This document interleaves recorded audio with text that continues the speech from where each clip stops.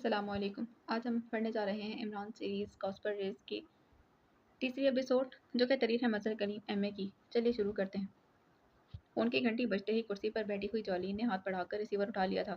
موگی wash room میں تھی، اس لیے جولین اکیلی ہی کمرے میں بیٹھی ہوئی تھی۔ یہ کاسبا کے دارالحکومت گائیڈ کی ایک کالونی تھی جس کا نام کراؤن کالونی تھا۔ کراؤن کالونی کی تقریباً تمام کوٹیاں ہی جدید اور خوبصورت انداز میں تعمیر کی گئی تھیں، لیکن ٹوئن سسٹرز کی کوٹھی اس پوری کالونی کی سب سے شاندار اور خوبصورت کوٹھی تھی، اسی لیے اس کا نام ٹوئن پیلس رکھا گیا تھا۔ جولین اور موگی دونوں کے شوق مشترکہ تھے۔ دونوں جدید انداز اور جدید ماڈل کی اسپورٹس کاروں کے کلر گہرے سرخ رنگ ہوں اور بے حد پسند کرتی تھیں، اسی لیے ان دونوں کے پاس جدید ترین ماڈل اور گہرے سرخ رنگ کی اسپورٹس کاریں تھیں۔ البتہ دونوں کے ڈیزائنوں میں زمین اور آسمان کا فرق تھا کہ جولین نے اپنے لیے کار یورپ سے ہی خریدی تھی، مگر موگی کی کار ایکریمیا کی بنی ہوئی تھی۔ اس وقت ناشتے کے بعد موگی واش روم میں چلی گئی تھی جبکہ جولین بیٹھی آج کا اخبار پڑھ رہی تھی۔ ان کی ہاؤس کیپر ایک ادھیڑ عمر عورت تھی جسے کوئین کہا جاتا تھا۔ یہ کوئین کو ویسے تو اس کی ملازمہ تھی، لیکن یہ دونوں اس کی اس قدر عزت کرتی تھیں جیسے وہ ملازمہ کی بجائے اس کی کوئی انتہائی قابل احترام بزرگ ہوں۔ یہی وجہ تھی کہ وہ دونوں اسے میڈم کوئین کہا کرتی تھیں۔ میڈم کوئین ناشتے کے برتن میز سے اٹھا کر لے جا رہی تھیں۔ فون کی گھنٹی بجنے سے جولین نے ریسیور اٹھا لیا تھا اور اس کی نظر فون کے اوپری حصے پر موجود اسکرین پر جمی ہوئی تھی اور پھر ریسیور اس کے کان تک پہنچ گیا تھا۔ فون کی اسکرین پر ایک ادھیڑ عمر آدمی کا چہرہ ابھرا تھا۔ یہ کرنل ماریو تھا، کاسبا کی سرکاری ایجنسی پارٹون کا سربراہ، جس کے ایک سیکشن کی سربراہ یہ ٹوئن سسٹرز تھیں۔ ہیلو، بھاری مردانہ آواز سنائی دی۔ جولین بول رہی۔ جولین نے مؤدبانہ لہجے میں کہا۔ دونوں فوراً آفس میں آ جاؤ، تمہارے بارے میں ایک اہم رپورٹ ہے میرے پاس، دوسری طرف سے کہا گیا تو جولین چونک پڑی۔ کس قسم کی رپورٹ باس؟ جولین نے قدرے حیرت بھرے لہجے میں کہا تھا۔ پاکیشیا میں تم نے جو مشن مکمل کیا ہے اس بارے میں، جلدی آؤ، دوسری طرف سے کہا گیا اور اس کے ساتھ ہی رابطہ ختم ہو گیا تو جولین نے بے اختیار ایک طویل سانس لیتے ریسیور رکھ دیا تھا۔ اس لمحے واش روم کا دروازہ کھلا اور موگی باہر آ گئی تھی۔ ارے کیا ہوا؟ تمہارے چہرے پر 12 کیوں بج رہے ہیں؟ کیا کسی نے کوئی دھمکی دے دی ہے؟ مجھے بتاؤ، میں اسے زندہ زمین میں دفن کر دوں گی، موگی نے قریب آ کے بڑے جارحانہ لہجے میں کہا۔ بس بس، اس سے زیادہ بات احمقانہ دائرے میں داخل ہو جائے گی کیونکہ مجھے معلوم ہے کہ تم کتنی بہادر ہو۔ بہرحال جتنی جلدی تیار ہو سکتی ہو جاؤ، باس نے آفس کال کیا ہے اور وہ بھی فوراً۔ جولین نے کرسی سے اٹھتے ہوئے کہا۔ کیا کوئی نیا مشن ہے؟ ویری گڈ، موگی نے خوش ہوتے ہوئے کہا۔ نہیں، پرانے مشن کے بارے میں کوئی اہم رپورٹ ہے باس کے پاس، جولین نے کہا تو موگی دوسرے کمرے کی طرف جاتے رک گئی تھی۔ پرانا مشن؟ کس مشن کی بات کر رہی؟ موگی کے لہجے میں حیرت تھی۔ Pak Asia mission, A M gun mission, Julian نے کہا تھا۔ یہ کیا کہہ رہی ہو؟ وہاں سے کس نے رپورٹ دے دی باس کو؟ وہ مشن تو مکمل ہو گیا ہے، فارمولہ بھی پہنچا دیا ہے اور وہاں کسی کو معلوم بھی نہیں کہ کس نے لیبارٹری تباہ کی اور کیسے کی، وہاں سے کیا حاصل کیا گیا اور کہاں لے جایا گیا۔ پھر کیسی رپورٹ؟ موگی نے مسلسل بولتے کہا۔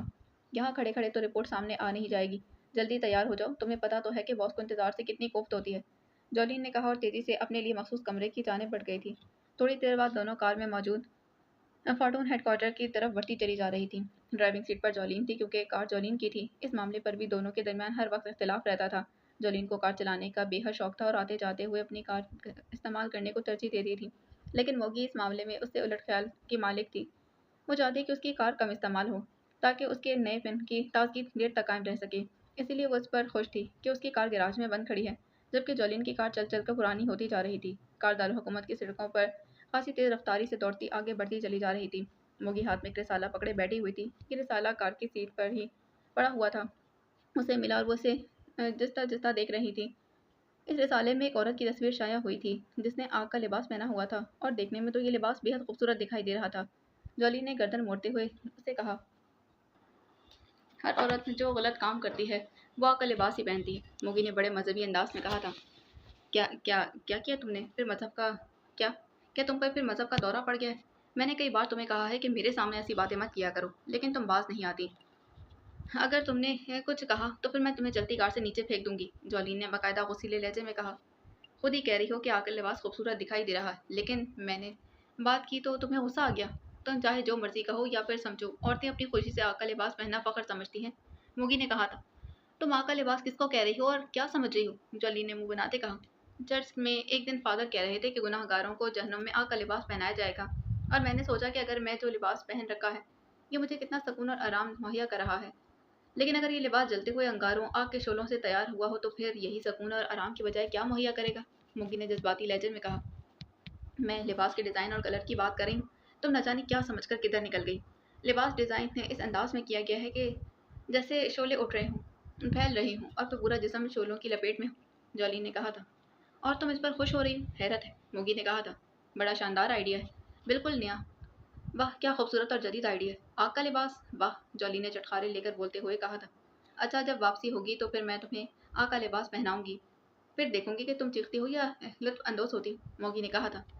बस बस बंद करो अपनी ये ब्रीचिंग, हेडक्वार्टर आ गया है, अब बॉस के सामने ना शुरू हो जाना, जॉलीन ने कार एक बार फिर होटल के कंपाउंड में मुड़ते कहा था। पार्टून का हेडक्वार्टर मशहूर किंग होटल के एक मखसूस हिस्से में बना हुआ था। बज़ाहिर वो एक ऑफिस के अंदाज में सजाया गया था, इम्पोर्ट एक्सपोर्ट का बिजनेस ऑफिस, जहाँ और भी बेशुमार दफातर थे जो होटल के मखसूस हिस्सों में बने हुए थे। ये होटल 28वीं मंजिल पर था, जिसमें से आखिरी 4 मंजिल ऑफिस के लिए मखसूस थी और इनके लिफ्टें भी अलहदा थी। पार्टून इम्पोर्टर के नाम से हेडक्वार्टर 26वीं मंजिल पर था और इसका नंबर भी 26 ही था, इसलिए उसे डबल लिफ्ट नंबर कहा जाता था।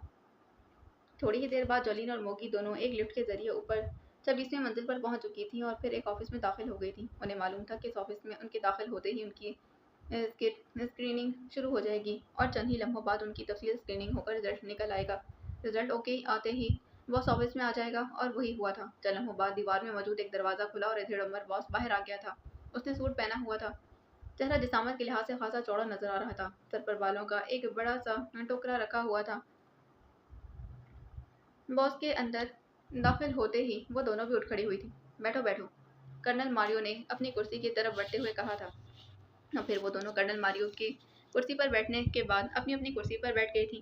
तुम दोनों ने एएम गन मिशन के सिलसिले में जो रिपोर्ट दी है, इसमें ना सिर्फ तुम्हारी बेहतरीन कारकर्दगी से बेहद मुतासिर हुआ हूँ, बल्कि आला हकाम भी इससे बेहद मुतासिर हुए हैं।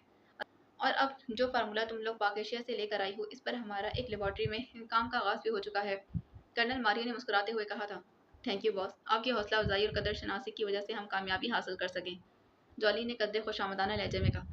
बॉस का चेहरा देखे बगैर बात ना किया करो। बॉस के चेहरे पर गुस्सा था। इसका मतलब है कि बॉस ने जो कुछ कहा है वो तंजिया कहा है और तुम इस पर खुश होकर खुशामद पर उतर आई हो, मोगी ने मुंह बनाते हुए कहा। मैं क्यों करूंगी खुशामद? ये फितरी तुम ये फितरत तुम्हारी है और बॉस हमारी तारीफ कर रहे हैं, और असल में तो ये सारी तारीफ मेरी है क्योंकि मिशन तो मैंने मुकम्मल किया है। तुम तो बस साथ लदी फिरती रही हो, इसीलिए तुम्हें तो हसद करना ही है, जॉलीन ने कहा जाने वाले लहजे में जवाब देते कहा था। बस बस लड़ो नहीं, असल बात बेहद सीरियस है। एक रिपोर्ट मुझे पाकेशिया से मिली है। ये रिपोर्ट लाइट क्लब के फ्रैंक ने भेजी है। इस रिपोर्ट के मुताबिक मिलिट्री इंटेलिजेंस इस सिलसिले में काम कर रही थी और ना ही वो लोग तुम लोगों को ट्रेस करने में कामयाब हो गए थे, बल्कि इनके पास तुम्हारी तस्वीरें भी हैं जिस पर फ्रैंक ने मजीद मालूमात हासिल करने के लिए काम किया। तो अजीब इंकशाफ हुआ कि पाकिस्तान सीक्रेट सर्विस के लिए काम करने वाला खतरनाक एजेंट अली इमरान कारूशा के लिए रवाना हो गया है। उसके साथ 3 मर्द और 2 औरतें भी हैं। इन्हें एयरपोर्ट पर देखा गया है, कर्नल मारियो ने कहा था। ये कैसी रिपोर्ट है बॉस? मेरी समझ में तो कोई बात नहीं आई, जॉली ने हैरत भरे लहजे में कहा था। बॉस ने जो कुछ कहा है वो तो सूरज की तरह रोशन है। हमने एएम गन अपने हमसाया मुल्क कारूशा के मिसाइल निज़ाम के खिलाफ इस्तेमाल की है ताकि इस गन को तैयार करके कारूशा के मिसाइल सिस्टम को तबाह किया जा सके। कारूशा को इसकी इत्तला मिल गई तो वो खुद ही सामने नहीं आए, क्योंकि उन्हें मालूम था कि इस तरह दोनों मुल्कों में जंग शुरू हो सकती है। उन्होंने पाकिस्तान सीक्रेट सर्विस को अपनी हिमायत में कर लिया था और इसके लिए ये लोग कारूशा गए हैं और अब कारूशा से लाजमन कासबा में दाखिल होंगे और यहाँ से वो फार्मूला वापस ले जाने की कोशिश करेंगे। मोगी ने बड़े संजीदा लहजे में बात की थी। तुमने तजिया तो अच्छा किया है मोगी, लेकिन तुम चूंकि पाक एशिया सीक्रेट सर्विस के बारे में ज़्यादा नहीं जानती, इसलिए असल बात तक नहीं पहुंच सकी हो। पहली बात तो ये कि तुमने पाक एशिया का इंतहाई अहम फार्मूला वहाँ से हासिल किया है, जिसे वो हर सूरत में वापस ले जाना चाहेंगे। दूसरी बात यह कि तुम उनकी इंतहाई अहम और कीमती लेबॉर्ट्री तबाह करके आई हो, वहाँ तमाम साइंसदानों और उनके माहवनीन को हलाक करके आई हो। वहाँ पर इस तरह मलिका सिक्योरिटी जोन में मौजूद तमाम फौजी कमांडोज को भी तुमने हलाक कर दिया। इसीलिए लामहला वो लोग इस इंतकाम का बदला भी लेंगे।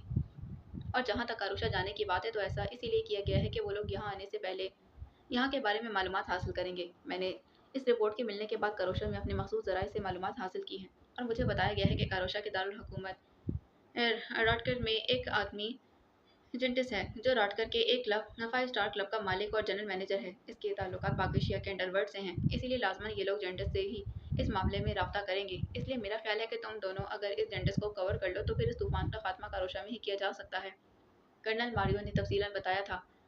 जबकि मेरा ख्याल दूसरा है बॉस, जोली ने कहा था। और मेरा ख्याल तीसरा है, मोगी ने कहा तो कर्नल मारियो बेख्तियार हंस पड़ा था। ठीक है, तो दूसरा ख्याल सुनने के बाद तीसरा ख्याल भी सुनूंगा, कर्नल मारियो ने मुस्कुराते हुए कहा। मैं तुमसे सीनियर हूँ, पहले मेरा ख्याल सुना जाएगा, जॉलीन ने खुश होते हुए कहा था। बात का ख्याल जदीद होता है, तुम तो दौरे जहालत के ख्यालात रखती हो, मेरे पास जदीद ख्यालात हैं, इसीलिए बॉस पहले मेरा ख्याल सुनेंगे, मोगी ने फौरन जवाब देते हुए कहा था। तुम दोनों किसी वक्त एक दूसरे से राजी भी होती हो? कर्नल मारियो ने हंसते हुए कहा। बॉस पहले मेरा ख्याल सुन ले, ऐसा ना हो कि मैं भूल जाऊं, जॉलीन ने कहा था। भूलने का मर्ज तो बुढ़ापे में होता है, बहरहाल तुम उम्र के लिहाज से तो बूढ़ी नहीं, अलबत्ता अक्ल के लिहाज से तो बूढ़ी हो सकती हो, मौगी ने कहा था। बस बस मजीद लड़ाई बंद, संजीदगी से बात करो, कर्नल मारियो ने यखलक मेज पर हाथ मारते कहा। बॉस, कारुशा जाकर इनसे लड़ने का कोई फायदा नहीं है, क्योंकि पाक एशिया सीक्रेट सर्विस के बारे में मशहूर है कि ये लोग इंतहाई बरकरफ्तारी से काम करते हैं और इधर उधर वक्त ज़ाया करने की बजाय सीधे अपने टारगेट का रुख करते हैं। और इनका टारगेट तो लेबॉर्ट्री होगी ना, जहाँ फार्मूला मौजूद होगा। करोशा में रहकर मालूमात हासिल करेंगे और जब तक वो हम वहाँ पहुँचेंगे तो वो यहाँ पहुँच चुके होंगे, इसलिए जो कुछ भी होगा वो कास्बा में ही होगा, जॉलीन ने कहा था। तुम क्या कहती हो मोगी? कर्नल मारियो ने मोगी की तरफ देखते कहा। बॉस, कारोशा में कास्बा के दो रास्ते हैं, एक हवाई और दूसरा ज़मीनी, इसलिए ये लोग इनमें से किसी रास्ते के जरिए कास्बा में दाखिल होने की कोशिश करेंगे। ज़्यादा इम्कान तो रास्ते का अब जो है वो फ़िज़ाई रास्ता है, लेकिन पाक एशिया सीक्रेट सर्विस के बारे में कहा जाता है कि ये लोग आम लोगों से हटकर सोचते हैं, इसीलिए हो सकता है कि ये लोग ज़मीनी रास्ते से आएँ। इसीलिए मेरा ख्याल है कि एयरपोर्ट से बाहर मौजूद चेक पोस्ट और कारोशा में से कस्बा में दाखिल होने के लिए बनाई गई चेक पोस्ट पर काम किया जाए, तो इन लोगों को आसानी से ट्रेस करके हलाक किया जा सकता है, मुकी ने कहा था। दोनों चेक पोस्ट पर मेकअप चेक करने वाले जदीद डिजिटल कैमरे पहले से ही नस्ब कर लिए गए हैं, इसीलिए इन्हें आसानी से चेक किया जा सकता है, कर्नल मारियो ने कहा था। थैंक्स बॉस, आपने जॉलीन के मुकाबले में मेरी राय को अहमियत दी है, मोगी ने खुश होते हुए कहा था, जबकि जॉलीन का मुंह इस तरह बन गया जैसे उसकी इंतहाई तौहीन कर दी गई हो। ये बात नहीं है मोगी, तुम दोनों ने अपने अपने तौर पर अच्छे ख्यालात पेश किए हैं, लेकिन तुम दोनों के मुकाबले में एक आइडिया मेरे पास भी है, और वो ये कि हमारे पास तुम्हारे अलावा और भी सेक्शंस हैं। बताया गया है कि तुम्हारी तस्वीर इनके पास थी और वो तस्वीर देखकर तुम्हें वहाँ पाकेशिया में ट्रेस करते रहे हैं, और ये बात कि तुम ज़्यादा खुशकिस्मत साबित हुई कि कामयाब होकर यहाँ पहुँच गई हो, और तुम और वो लोग तुम तक नहीं पहुँच सके, लेकिन ये तस्वीर खसूसी तौर पर उन तक पहुँचाई गई थी। यकीनन ये काम हमारे दुश्मनों का ही है, और हमारे दुश्मन कारूशा के एजेंट्स ही हो सकते हैं। अब भी ये लोग कारूशा गए हैं तो यकीनन ये लोग तुम्हें पहले तलाश करेंगे ताकि तुम लोगों से मालूमात हासिल कर सकें कि तुमने फार्मूला कहाँ पहुँचाया है, और फिर वहाँ से आगे बढ़ेंगे। इसलिए मेरा ख्याल है कि तुम दोनों अंडरग्राउंड हो जाओ, मैं फार्टून से दूसरे सेक्शन मुकाबले पर लेकर आऊँगा, कर्नल मारियो ने कहा था। बॉस, इस तरह तो आप इन्हें अपने हर हमले की दावत दे रहे हैं, वो हमें ना पाकर लामहला आप पर हमला कर देंगे और आपसे हमारे बारे में मालूमात हासिल करेंगे। यकीनन उनके ख्याल के मुताबिक आपको इस लेबॉर्ट्री का भी इल्म होगा जहाँ पर फार्मूला भिजवाया गया है। बॉस, करोशा वाले इन्हें आपके बारे में बता सकते हैं, मेरा ख्याल है कि आप हमें इस लेबॉर्ट्री में भिजवा दें, हम वहाँ की सिक्योरिटी का ख्याल करेंगे, बहरहाल उन्होंने हम वहीं पर ही पहुँचना है, मोगी ने कहा था।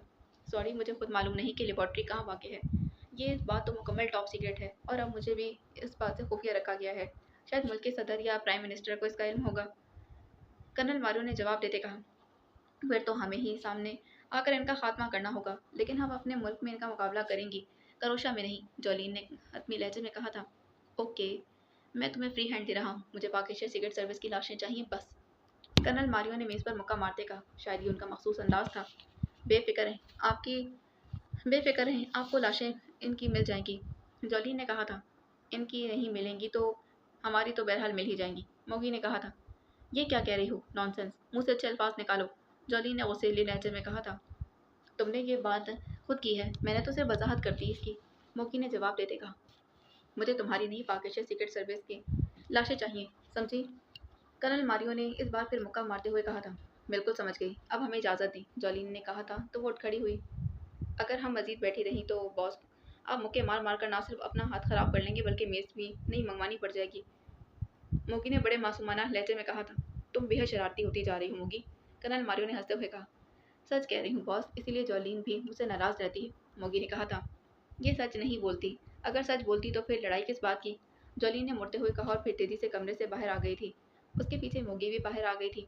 जल्दी करो, हमें ऑफिस जाकर कोई प्लानिंग करना होगी, वरना हम बिके हुए चूहों की तरह मारी जाएंगी, जॉलीन ने कार की तरफ बढ़ते हुए कहा था। चूहों नहीं बल्कि चुहियों का हो।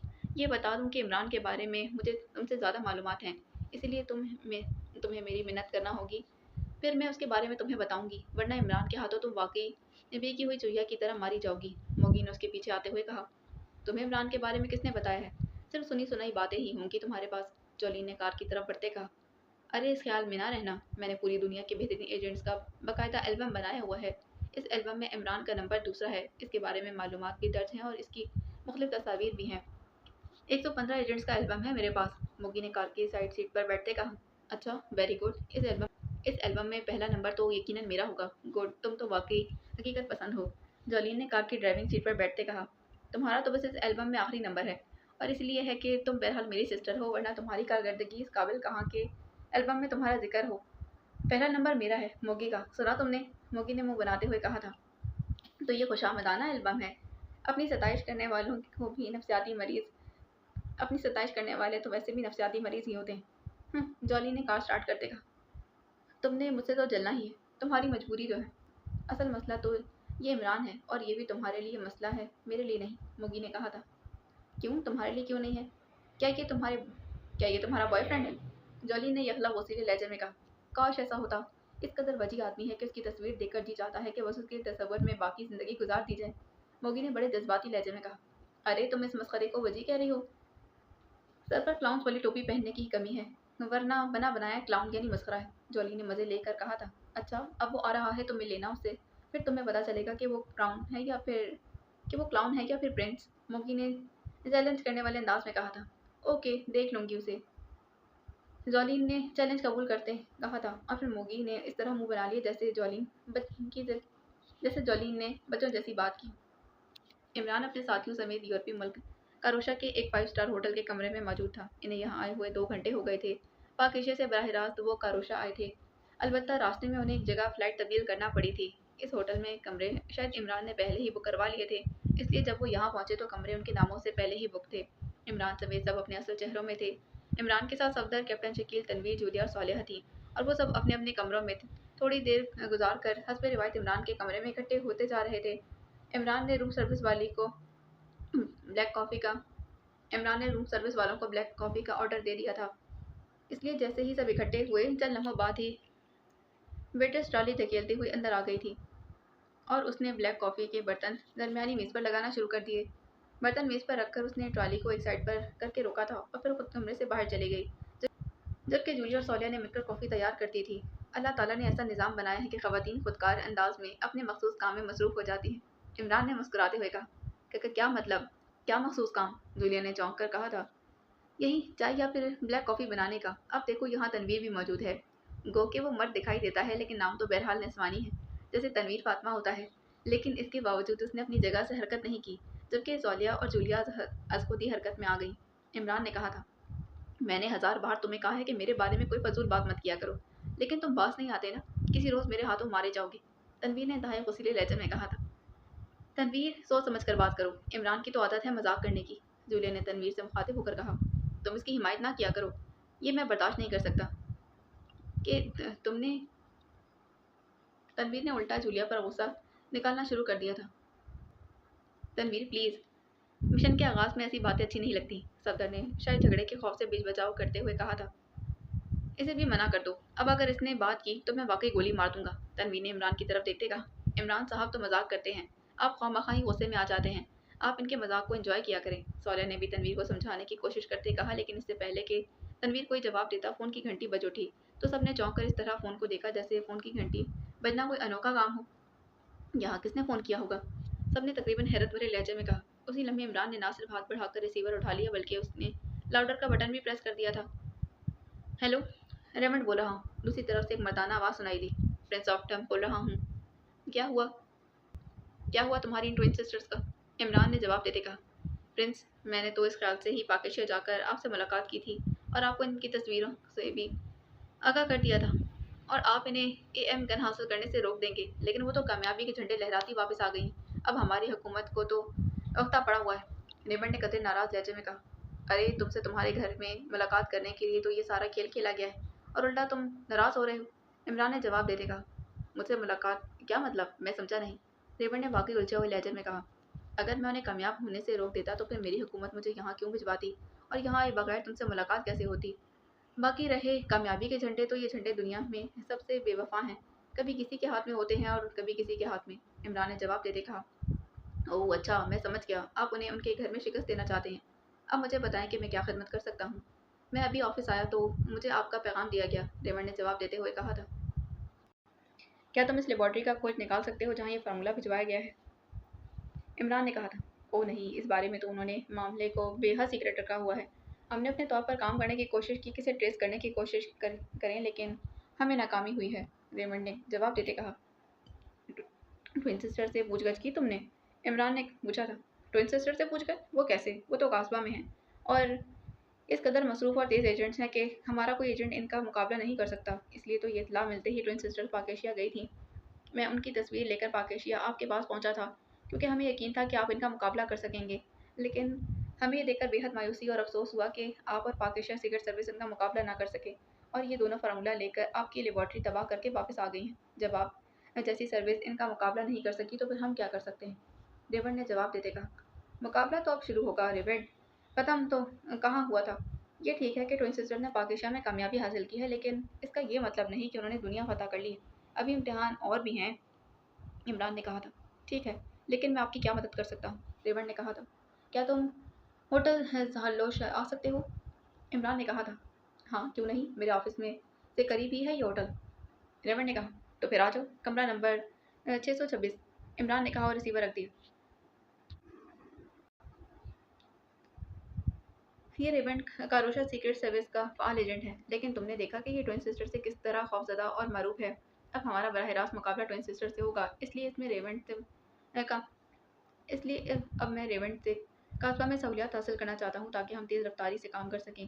اس لیے ہم سب اپنے اپنے کمرے میں چلے جائیں گے اس لیے تم سب اپنے اپنے کمروں میں چلے جاؤ کیونکہ میں نہیں چاہتا کہ ریونڈ تم لوگوں سے میرے حوالے سے واقف ہو جائے، عمران نے کہا تھا۔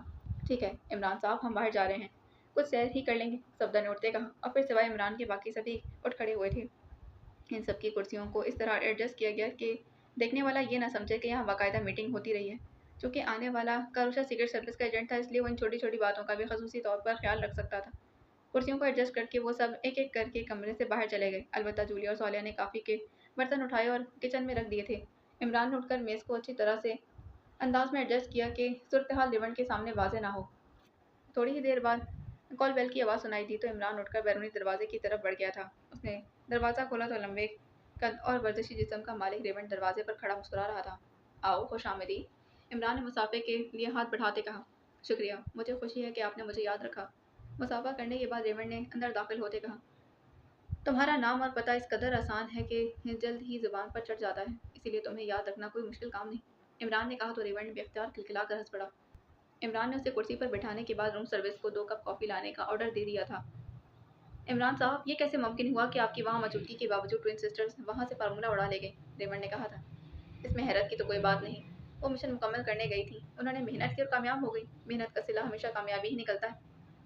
اب ہم تمہارے سامنے موجود ہیں، یہ ہماری محنت ہے اور تم دیکھ لینا کہ اس بار کامیابی ہماری ہوگی، عمران نے بڑے بااعتماد لہجے میں کہا تو ریونڈ نے اس بات میں سر ہلا دیا تھا۔ آپ مجھے بتائیں کہ میں آپ کی اور کیا اور کس طرح مدد کر سکتا ہوں، ریونڈ نے کہا تھا۔ اس لمحے دروازہ کھلا اور ویٹرس ٹرے میں بلیک کافی کے برتن رکھے اندر داخل ہوئی۔ اس نے درمیانی میز پر برتن رکھے اور خاموشی سے واپس چلی گئی تھی۔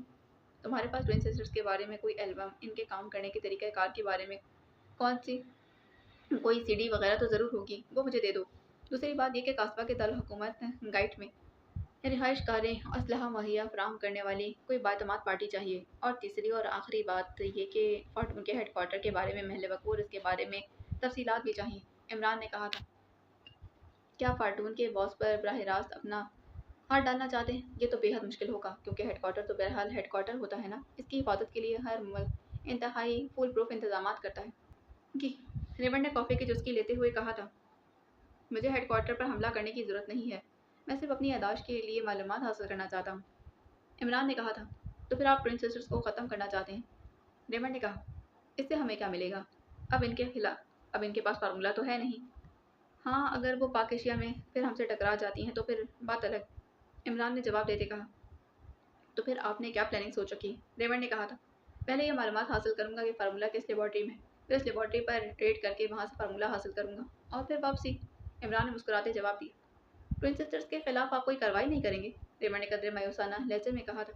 اگر ٹوئن سسٹرز مقابلے پر آ گئیں تو پھر ان سے بھی نپٹ لیا جائے گا، ورنہ ہمارے پاس اتنا وقت نہیں ہوتا کہ ہم مشن مکمل کرنے سے پہلے انتقامی کارروائیاں کرتے پھریں، عمران نے جواب دیتے کہا۔ ٹھیک ہے میں سمجھ گیا، آپ کو ایلبم بھی میرا ایک آدمی دے جائے گا، گائیڈ کا نقشہ بھی اس کے ساتھ ہوگا اور پھر نقشے میں جہاں ہیڈ کوارٹر ہے وہاں سرخ دائرہ موجود ہوگا۔ باقی رہی تیسری بات تو گائیڈ میں ایک کلب ہے جس کا نام پرائم روز کلب ہے، اس کی مالکہ اور جنرل مینیجر ایک عورت مادام روز میری ہے، وہ بے حد بااعتماد عورت ہے، البتہ معاوضہ اپنی مرضی کا لے گی، آپ کہیں تو پھر میں یہیں آپ کے سامنے اسے فون کر کے آپ سے بات کروا دوں، ریمنڈ نے کہا تھا۔ ہاں لیکن پرنس کے نام سے بات کرنا، عمران نے کہا تو ریمنڈ نے اس بات میں سر ہلاتے ریسیور اٹھا لیا تھا اور تیزی سے نمبر پریس کرنے شروع کر دی۔ عمران نے آخر میں خود ہی لاؤڈر کا بٹن دبا دیا تھا۔ لاؤڈر کا بٹن آن ہوتے ہی دوسری طرف سے گھنٹی بجنے کی آواز سنائی دینے لگی اور پھر ریسیور اٹھا لیا گیا تھا۔ پرائم کلب پرائم روز کلب، ایک نسوانی آواز سنائی دی۔ کروشا کے دارالحکومت راٹگر سے ریمنڈ بولا۔ ہاں مادام روز میری سے بات کرواؤ، ریمنڈ نے کہا تھا۔ ہولڈ کریں، دوسری طرف سے کہا گیا۔ ہیلو روز میری بول رہی۔ چند لمحوں بعد ایک نسوانی آواز سنائی دی لیکن آواز اور لہجے میں ہلکی سی لرزش بتا رہی تھی کہ وہ خاصی عمر کی عورت ہے۔ ریمنڈ بول رہا ہوں میڈم، ریمنڈ نے کہا تھا۔ ارے ریمنڈ تم بڑے عرصے بعد کال کی ہے، کیا تمہاری بیوی تمہیں منع کرتی ہے ہم سے بات کرنے سے؟ دوسری طرف سے ہنستے ہوئے کہا گیا تو عمران بے اختیار مسکرا دی۔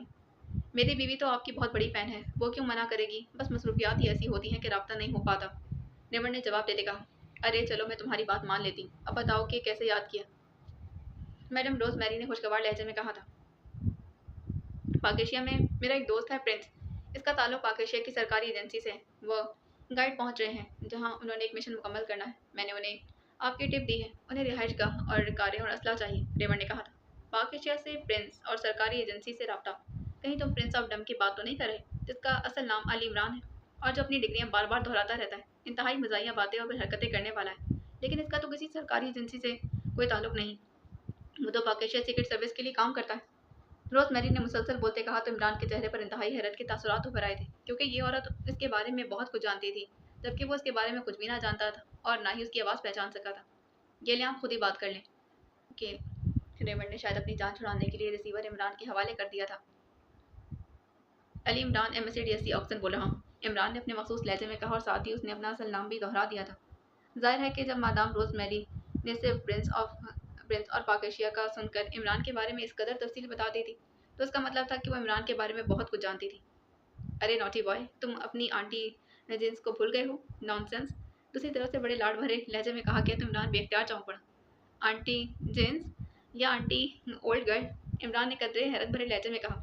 ارے پھر تو تم جان بوجھ کر نظر انداز کر رہے تھے مجھے، اپنی آنٹی کو، میڈم روز میری نے حوصلے لہجے میں کہا۔ لیکن میری آنٹی اولڈ گرل تو ایکڈیمیا کی ریاست سلوکون میں پائی جاتی تھی اور اس کی آواز تو اس قدر پرکشش تھی کہ جو سنتا تھا اولڈ کو نظر انداز کر کے گرل پر فریبتا ہو جایا کرتا تھا۔ پھر یہ کیا ہوا، سب کچھ ہی بدل گیا، عمران نے حقیقی حیرت بھرے لہجے میں کہا تھا۔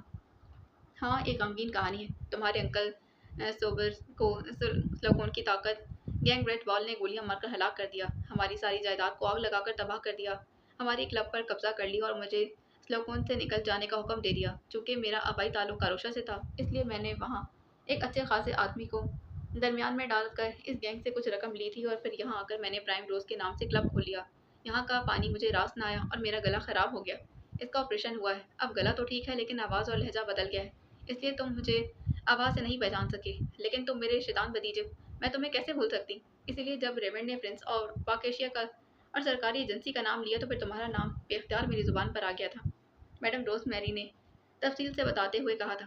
ریمنڈ بڑے حیرت بھرے انداز میں نہ صرف یہ سب کچھ سن رہا تھا بلکہ اس کے چہرے کے تاثرات تھے کہ جیسے اس سے سارے ماحول پر یقین ہی نہ آ رہا ہو۔ آنٹی تم نے تو مجھے فون کیوں نہیں کیا، حالانکہ تم اس پوری دنیا میں میری واحد آنٹی ہو جس کے پاس میرا فون نمبر ہے، عمران نے کہا تھا۔ وہ انتہائی خطرناک لوگ ہیں، میں تمہیں کسی امتحان میں نہیں ڈالنا چاہتی تھی، اب تم بتاؤ کہ تم مجھ سے کیا چاہتے ہو، بلا تکلف اور بلا جھجک بتا دو، میڈم روز میری نے شاید موضوع بدلنے کے لیے کہا تھا۔ ایک بات میں بتا دوں، میں ہوں تو پرنس لیکن ہوں مفلس اور کلاش پرنس، اس لیے رقم کی امید مجھ سے نہ رکھنا، عمران نے کہا تھا تو دوسری طرف سے میڈم روز میری نہ صرف کھلکھلا کر ہنس پڑی بلکہ کافی دیر تک ہنستی رہی تھی۔ تمہاری یہی باتیں تو لوگوں کے غم کو مٹا دیتی ہیں، تم جس قدر مفلس اور کلاش ہوتا وہ مجھے معلوم ہے، تم فکر مت کرو، تم سے معاوضہ نہیں لوں گی، البتہ صرف ٹوکن معاوضہ ضرور لوں گی، میڈم روز میری نے ہنستے کہا۔ ٹوکن معاوضہ، اوہ پھر تو تم نے واقعی میری قدر کی ہے، وہی ٹوکن معاوضہ جو پارکنگ میں کار کھڑی کرتے ہوئے پارکنگ بوائے ٹوکن کے عوض لیتا ہے نا، واہ इमरान ने बड़े मासूमियत भरे लहजे में कहा तो मैडम रोजमेरी एक बार फिर हंस पड़ी। चलो वही सही, तुम बताओ तो सही कि तुम्हारा मसला क्या है, मैडम रोजमेरी ने कहा था। एक शर्त पर बताता हूँ कि तुम इसे किसी सूरत ओपन नहीं करोगी, क्योंकि अंकल भी इसी बात पर परेशान रहते थे कि तुम कोई बात अपने तक रोक नहीं सकती, इमरान ने कहा था। अरे वो दौर और था, उस वक्त बिजनेस की दुनिया से मेरा नहीं तुम्हारे अंकल का वास्ता रहता था, और जब मैं खुद बिजनेस होल्डर हूँ तो मुझे समझ आ गई है कि राजदारी की क्या अहमियत होती है, इसलिए बेफिक्र रहो, मैडम रोजमेरी ने कहा था। पाकेशिया एक मिसाइल गन पर काम कर रहा था कि कास्बा की सरकारी एजेंसी फार्टून के super agents twin sisters Pakeshia गई थी ताकि इस मिसाइल गन का फार्मूला उड़ा लाएं। रेमंड ने पाकेशिया आकर इसकी न सिर्फ इतला दी थी बल्कि ट्विन सिस्टर की तस्वीर भी मुझे दे दी थी कि पाकिस्तान सीक्रेट सर्विस के चीफ ने इसमें ज़्यादा दिलचस्पी नहीं ली थी, और फिर जानता भी था कि ऐसी गनें छुपाई नहीं जा सकती। इसकी टेक्नोलॉजी बहरहाल ओपन हो ही जाती है, जैसे रूसियाही गन है क्लाशनकोव, क्रीमिया की रोसी गन, इसी इसी तरह दीगर ममालिक की ईजाद करता गनें। चनाचा चीफ का ख्याल था कि इस गन ने ओपन हो ही जाना है, तो फिर इसके लिए इतनी मेहनत करने की क्या ज़रूरत है। लेकिन प्रिंसेस ने ना सिर्फ फार्मूला उड़ा लिया बल्कि बिला वजह पूरी लेबॉर्ट्री तबाह कर दी, हमारे आला दिमाग साइंसदान और फिर उनके मावनीन को भी हलाक कर दिया, सिक्योरिटी विंग में फौजी कमांडर्स को भी हलाक कर दिया। इसलिए चीफ ने अब फैसला किया कि फार्मूला वापस लाया जाए। इसलिए मैं कास्बा पहुंचा हूँ, मुझे कास्बा में एक अहम डिप्स की ज़रूरत, इसलिए मैं कारोशा में रेमंड के पास पहुंचा और उसने अब तुम्हारा तारुफ करवा दिया, इमरान ने तफसील से बात करते कहा। तो तुम ट्विन सिस्टर्स के खिलाफ काम करें, मैडम रोजमेरी ने एक तवील सांस लेते हुए कहा। मुझे इनसे क्या लेना देना, मैं तो फार्मूला वापस लेना चाहता हूँ, और बस। हाँ, अलबत्ता अगर उन्होंने इस मिशन में रुकावट डालने की कोशिश की तो फिर जो होगा देखा जाएगा, इमरान ने कहा था। ठीक है, तुम्हारी फितरत तो मैं समझती, लेकिन मुझे ट्विन सिस्टर्स की फितरत का बखूबी इल्म है। उन्हें लाजमन तुम्हारे कारोशा पहुंचने की इतलात मिल चुकी होंगी, और उन्होंने तुम्हारे कास्बा आने से पहले रास्तों में तमाम इंतजाम भी कर लिए होंगे। लेकिन मैं इन मामलात में नहीं पड़ना चाहती, मैं प्रोफेशनल अंदाज में यहाँ काम करती हूँ, इसलिए तुम्हें यहाँ रिहाइश भी मिलेगी, कारें भी और असलाह भी। रिहाइश गाह के बारे में अभी बता देती हूँ। हेलोज कॉलोनी की कोठी नंबर 12A तुम्हारे लिए एक बेहतरीन इंतखाब है। वहाँ मेरा ख़ास आदमी रोनाल्ड मौजूद है, वो इंतहाई बाएतमाद आदमी है, इसलिए बिला झिझक तुम इस पर एतमाद कर सकते हो। तुमने इसे अपना नाम प्रिंस बताना है, मैं फ़ोन पर इसे कह दूंगी। इसके बावजूद अगर तुम इसे अपने पास ना रखना चाहो तो बिला तकल्लुफ़ इसे मेरे ऑफिस भिजवा देना। इस कोठी के में 2 नए मॉडल की कारें भी मौजूद हैं और चाबियाँ रोनाल्ड के पास हैं। कोठी के तहखाने में असलहा भी है और इसमें तमाम ज़रूरी सामान भी मौजूद है। इसके बावजूद तुम्हें अगर मज़ीद कुछ चाहिए हो तो तुम सिर्फ रोनाल्ड को बता देना, वो तुम्हें मुहैया कर देगा।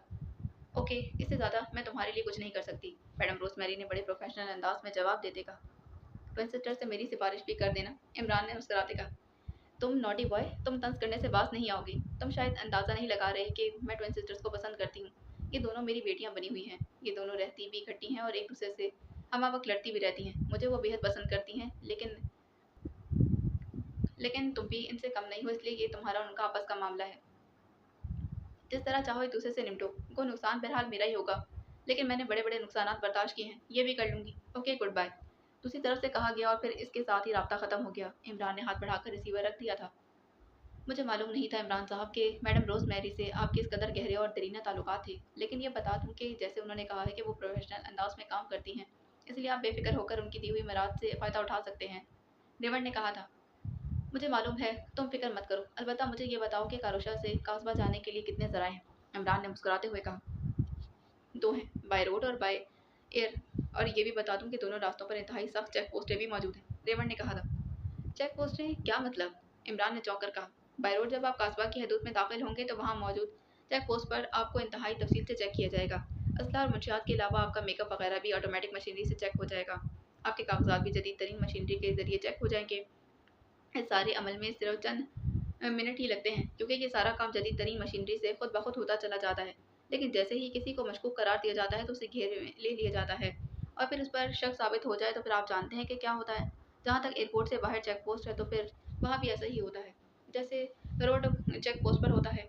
इन चेक पोस्टों से गुजरने के बाद ही आदमी कास्बा में दाखिल हो सकता है, वरना नहीं, रेमंड ने जवाब देते हुए कहा था। ऐसी चेक पोस्टें अब बनाई गई हैं या फिर पहले से काम करी, इमरान ने हैरत भरे लहजे में कहा था। अब नहीं, ये काफ़ी अरसे से कायम है। असल में ये चेक पोस्टें कारोशियाओं के लिए बनाई गई हैं, क्योंकि कारोशिया और कासबा के दरमियान एक ऐसी ही नफरत है जैसे कि आपके मुल्क पाकिस्तान और आपके हमसाया मुल्क काफिरिस्तान के दरमियान है।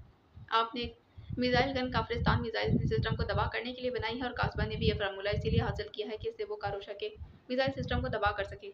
रेवण ने तफसील बताते हुए कहा था। तुम्हारा ताल्लुक कारोशा की सरकारी एजेंसी से है और ये बात यकीनी है कि कारोशा में ऐसे लोग बहरहाल मौजूद होंगे जो इन दोनों रास्तों से हटकर कारोशा में दाखिल होने के दीगर रास्तों के बारे में जानते होंगे। इमरान ने कहा तो रेवण बेख्तियार चौंक पड़ा। हाँ, है तो सही, लेकिन वो इंतहाई दुश्वार गुजार रास्ते हैं।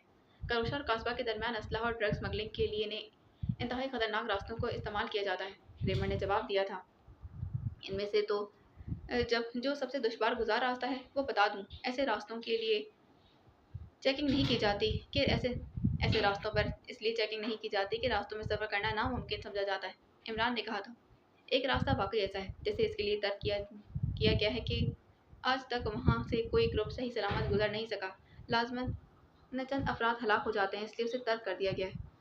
रेमंड ने कहा, क्या तुम्हारे पास कारोशा और कास्बा के सरहदी इलाकों का तफसीली नक्शा है? इमरान ने पूछा था। हाँ, मेरे पास है और इसीलिए साथ लेकर आया हूँ कि मुझे मालूम था कि आपने रास्तों के बारे में बात करनी है, क्योंकि आपके बारे में मशहूर है कि आप हमेशा ऐसे रास्तों का इंतखाब करते हैं जिन्हें दूसरे इस्तेमाल नहीं करते, और आपकी कामयाबी की बुनियादी वजूहात में से भी एक यही बात है।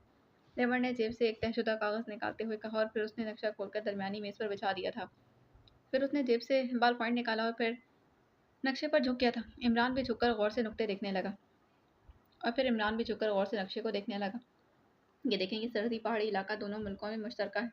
इसे ग्रेटास पहाड़ी इलाका कहा जाता है, लेकिन ये मुकम्मल तौर पर बंजर, वीरान और इंतहाई ख़तरनाक इलाका है। कारोशा और कास्बा ने तवील अरसा पहले यहाँ एक सड़क बनाने की कोशिश की थी। यहाँ इस सड़क से फासला बेहद कम हो जाता है और तजारत में आसानी और सहूलियात भी मिलती रहती हैं, लेकिन बावजूद जदीद मशीनरी और जदीद टेक्नोलॉजी के इस्तेमाल के सड़क तामीर ना हो सकी और आखिरकार ये मंसूबा ड्रॉप कर दिया गया, क्योंकि ग्रेटास पहाड़ों में कुदरती तौर पर लैंड स्लाइडिंग बहुत होती है। इसीलिए बाज़ औक़ात पूरी पूरी पहाड़ियाँ अचानक नीचे गिर आती हैं। इस तरह से वहाँ दिन रात शिकस्त और रेख का अमल जारी रहता है। स्मगलरों ने इसे महफूज रास्ते के तौर पर इस्तेमाल किया, लेकिन कोई भी ट्रैप सही सलामत ग्रेटास को क्रॉस नहीं कर सका था। आधे से ज़्यादा लोग किसी न किसी वजह से हलाक हो जाते हैं, इसीलिए आखिरकार इसे तर्क कर दिया गया। रेमंड ने बॉल पॉइंट से नक्शे पर दायरा लगाते कहा, यह लैंड स्लाइडिंग दिन को ज़्यादा होती है या रात को? इमरान ने पूछा था। दोनों औकात में। वैसे रात को यहाँ से गुजरना मुमकिन है इस सूरत में कि लाइट्स बंद करके गुजारा जाए, क्योंकि कारोशा और कास्बा दोनों तरफ सबसे ऊंची चोटियों पर बाकायदा निगरानी का इंतज़ाम है। चेक पोस्टें बनी हुई हैं जहाँ से नीचे पहाड़ियों की दिन रात निगरानी की जाती है। रेमंड ने जवाब देते कहा, इस ग्रेटास में बहुत से रास्ते हैं। तुम्हारी नज़र में सबसे महफूज रास्ता कौन सा है, नक्शे पर दिखाओ। इमरान ने कहा था तो रेवण ने बाकायदा निशानात पर निशान लगाने शुरू कर दिए। ये रास्ता जीप का है या फिर पैदल चलने का? इमरान ने पूछा था। दिन को तो आप निगरानी की जद में होंगे, रात में अगर आप लाइट्स ऑन कर देंगे तो जीप 2 कदम ना चला सकेंगे कि ये रास्ता जीप का है, लेकिन दिन के वक्त भी इंतहाई दुश्वार गुजार रास्ता है। रेवण ने जवाब देते कहा, इस इलाके के बारे में कोई गाइड मिल सकता है? इमरान ने कहा था। हाँ, मिल तो सकता है, लेकिन वो पैदल तो जाएगा, लेकिन जीप में बैठ कर नहीं जाएगा। रेवण ने जवाब दिया। दिन के वक्त भी? इमरान ने कहा तो रेवण चौंक पड़ा था। दिन के वक्त तो जाहिर है कि वो जीप पर सवार होकर जाएगा या फिर जीप चलाएगा, लेकिन अचानक होने वाली लैंड स्लाइडिंग से आप बच गए तब भी निगरानी की जद में रहेंगे, और जैसे ही आप कास्बा की हदूद में दाखिल होंगे तो आपको गिरफ्तार कर लिया जाएगा, फिर आपको गोली मारकर हलाक कर दिया जाएगा। दोनों काम हो सकते हैं, इसका फैसला निगरानी करने वाले चेक पोस्ट का कमांडर करेगा। रेवण ने कहा था। ठीक है, मेरे ख्याल में तो किसी आदमी को साथ लेकर जाना ज़्यादा खतरनाक साबित हो सकता है, लेकिन रास्ता यही ठीक रहेगा। ओके, तुमने हमारे लिए एक बहुत बड़ी ताकतवर इंजन वाली जीप तैयार करके रखनी है, और हमारे साथ खास तौर पर अलहदा जीप में वहाँ तक जाना भी है जहाँ से इस रास्ते का आगाज़ होता है, ताकि हम भटक ना जाएं। आगे हमारी किस्मत। इमरान ने नक्शा उठाकर तय करते कहा। आप कब जाएंगे और किस वक्त? रेवण ने पूछा था। दिन के वक्त, कल सुबह सवेरे सुबह सूरज तुलू होने से पहले, इमरान ने कहा था। ओके, मैं जीप आज रात को भिजवा दूंगा और ख़ुद कल सुबह 4 बजे आ जाऊंगा। यहाँ सूरज 5 बजे तलू होता है। रेमंड ने उठते कहा। यहाँ से ग्रेटास का फासला कितना होगा? इमरान ने उठते हुए कहा था। 200 किलोमीटर है। रेमंड ने जवाब दिया था। तो फिर रात के 2 बजे आ जाओ, हम 4 बजे ग्रेटास में मौजूद होना चाहते हैं। इमरान ने कहा था। वो चेक पोस्ट का क्या करेंगे? रेमंड ने कहा था। इसकी फिक्र मत करो, ये हमारा काम है। और हाँ, रात को आओ कि इस गांठ का एक तफसीली नक्शा भी लेकर आना, इमरान ने कहा था। ओके, रेमंड ने कहा, फिर इमरान से मुसाफा करके वो बैरूनी दरवाज़ा अबूर कर गया था। ट्विन सिस्टर जॉलीन और मोगी दोनों अपने सेक्शन ऑफिस में मौजूद मेज़ के गिर्द। जॉलीन के सामने फ़ोन रखा हुआ था, उसकी नज़रें फ़ोन पर जमी हुई थी। एक तो तुम में न जाने अकल क्यों नहीं रखी गई, हर बात इतनी सोचती हो। खामोश बैठी हुई मोगी ने यखलक फट पड़ने वाले लहजे में कहा था। चलो, मुझ में तो गुंजाइश मौजूद है अकल रखने की, लेकिन तुम में तो सिरे से गुंजाइश ही नहीं, इसलिए खामोश बैठी रहो। जॉली ने भी फाड़ जॉली ने भी फाड़ खाने वाले लहजे में कहा था। और फिर इससे पहले कि इन दोनों के दरमियान लड़ाई मजीद तेज होती, फोन की घंटी बज उठी। तो जॉली ने झपट कर फोन उठा लिया था। अगर 1 मिनट देर हो गई तो शायद कॉल ड्रॉप हो जाएगी। यस, जॉलीन बोल रही। जॉली ने बड़े इश्तियाक भरे लहजे में कहा। फ्रैंक बोल रहा हूँ मैडम, कारोशा दारुल रॉडगेट से दूसरी तरफ से कहा गया था। मुझे मालूम है कि तुम कौन हो और कहाँ से, इसीलिए फजूल बातों को छोड़ दो और रिपोर्ट दो। नॉनसेंस। यहाँ हमारी जान पर बनी हुई है और तुम्हें अपना तारुफ सूझ रहा। नॉनसेंस, जोहनीन ने इस बार फाड़ खाने वाले लहजे में कहा। 3 पाकिस्तानी मर्द और औरतें गांठ की सैर करती फिर रहीं। वो सब आपस में पाकिस्तानी जुबान में बातें कर रहे हैं, इसलिए उनके दरमियान में होने वाली गुफ्तगू हम समझ नहीं सकते। अलबत्ता इनका एक साथी है जिसका नाम इमरान है, वो होटल में अपने कमरे में मौजूद है। पहले ये सारे लोग इसी तरह कमरे में मौजूद थे, फिर सिवाय इमरान के बाकी सब उठकर बाहर चले गए। फ्रैंक ने तफसील से बताया था। इस इमरान की बात करो, मैंने सुन लिया है उसके साथियों के बारे में। जॉली ने उसकी बात काटते चीख कर कहा। इमरान से मिलने के लिए कारोशा के सीक्रेट सर्विस का एजेंट रेवेंट आया था और वो 1 घंटे तक उसके कमरे में रहा। हमने उनके दरमियान में होने वाली बातचीत काला से मशीन के जरिए बाहर से टेप करने की कोशिश की, लेकिन इनकी टेप नहीं हो सकी थी। शायद रेवेंट अपने साथ कोई ऐसा जदीद तरीन जैमर लेकर आया हुआ था जिसने हमारी मशीनरी के सिग्नल जाम कर दिए, ताकि आखिरी 2 मिनट की गुफ्तगू अचानक टैप लेकिन आखिरी 2 मिनट की गुफ्तगू अचानक टैप हो गई थी। इसे पता चला कि इमरान ग्रेटास पहाड़ी के इलाके किसी रास्ते से कारोशा में कस्बा आने का प्रोग्राम बना रहा है, और उसने रेवन को कहा कि वो रात को 2 बजे होटल आ जाए और उसके साथ ही ग्रेटास तक चले। फिर वो खुद भी चले जाएगा और फिर रेवन वापस आ जाए। एक बड़ी ताकतवर इंजन वाली जीप भी उन्होंने रेवन से डिमांड की है। इसके बाद रेवन वापस चला गया था। फ्रैंक ने तफसील से बताया था। तुम्हारे पास टेप मौजूद है? जॉलीन ने इस बार नरम लहजे में कहा। हाँ, क्या आप सुनेंगी? दूसरी तरफ से कहा गया था। तो और क्या, मैंने टेप का चार्ट डाला है, सुनाओ, ताकि मैं खुद भी उनकी बातें सुन सकूं। जॉलीन ने कहा था। Yes madam. दूसरी तरफ से कहा गया तो चंद लम्हों बाद ही एक मर्दाना आवाज़ सुनाई दी। ये रेवंड की आवाज़ थी, जॉलीन ने कहा। फिर दूसरी तरफ से आवाज़ उभरी थी। ये इमरान होगा, जॉलीन ने एक बार फिर बड़बड़ाते हुए कहा, जबकि मौकी खामोश बैठी रही। उसने ना मुदाखलत की थी और ना ही किसी बात पर तबसरा किया था। जब गुफ्तगू खत्म हो गई तो फिर फ्रैंक की आवाज़ सुनाई दी। मैडम, आपने गुफ्तगू सुन ली है? फ्रैंक ने कहा था। हाँ, लेकिन गलासिब का तो जदीद मशीनरी है, तो वसी रेंज की हामिल है, ऐसे में जाम कैसे कर दिया? काश ऐसा ना होता तो इनकी बात अब तक मुकम्मल गुफ्तगू हम तक पहुंच चुकी होती और फिर हलाक करने में हम इन्हें 100% कामयाब हो जाती। बहरहाल, तुम इनकी निगरानी करते रहो और फिर जब ये वाकई ग्रेटास में दाखिल हुआ तो हमें इतलाक दे देनी। जॉली ने कहा था। लेकिन मैडम, इस वक्त वहाँ जाना, जब और कोई भी वहाँ मौजूद ना हो तो हमें मार्क कर लिया जाएगा, फ्रैंक ने कहा था। नॉनसेंस, मैंने ये तो नहीं कहा ना कि तुम उनकी जीप में बैठकर साथ जाओ। नॉनसेंस। सर्कल राउंड तक तो दूसरे शहर को काफ़ी ट्रैफिक चली जाती है। सर्कल राउंड से ग्रेटास जाने वाली सड़क निकलती है और तुम इस सर्कल राउंड तक बगैर किसी शक के जा सकते हो।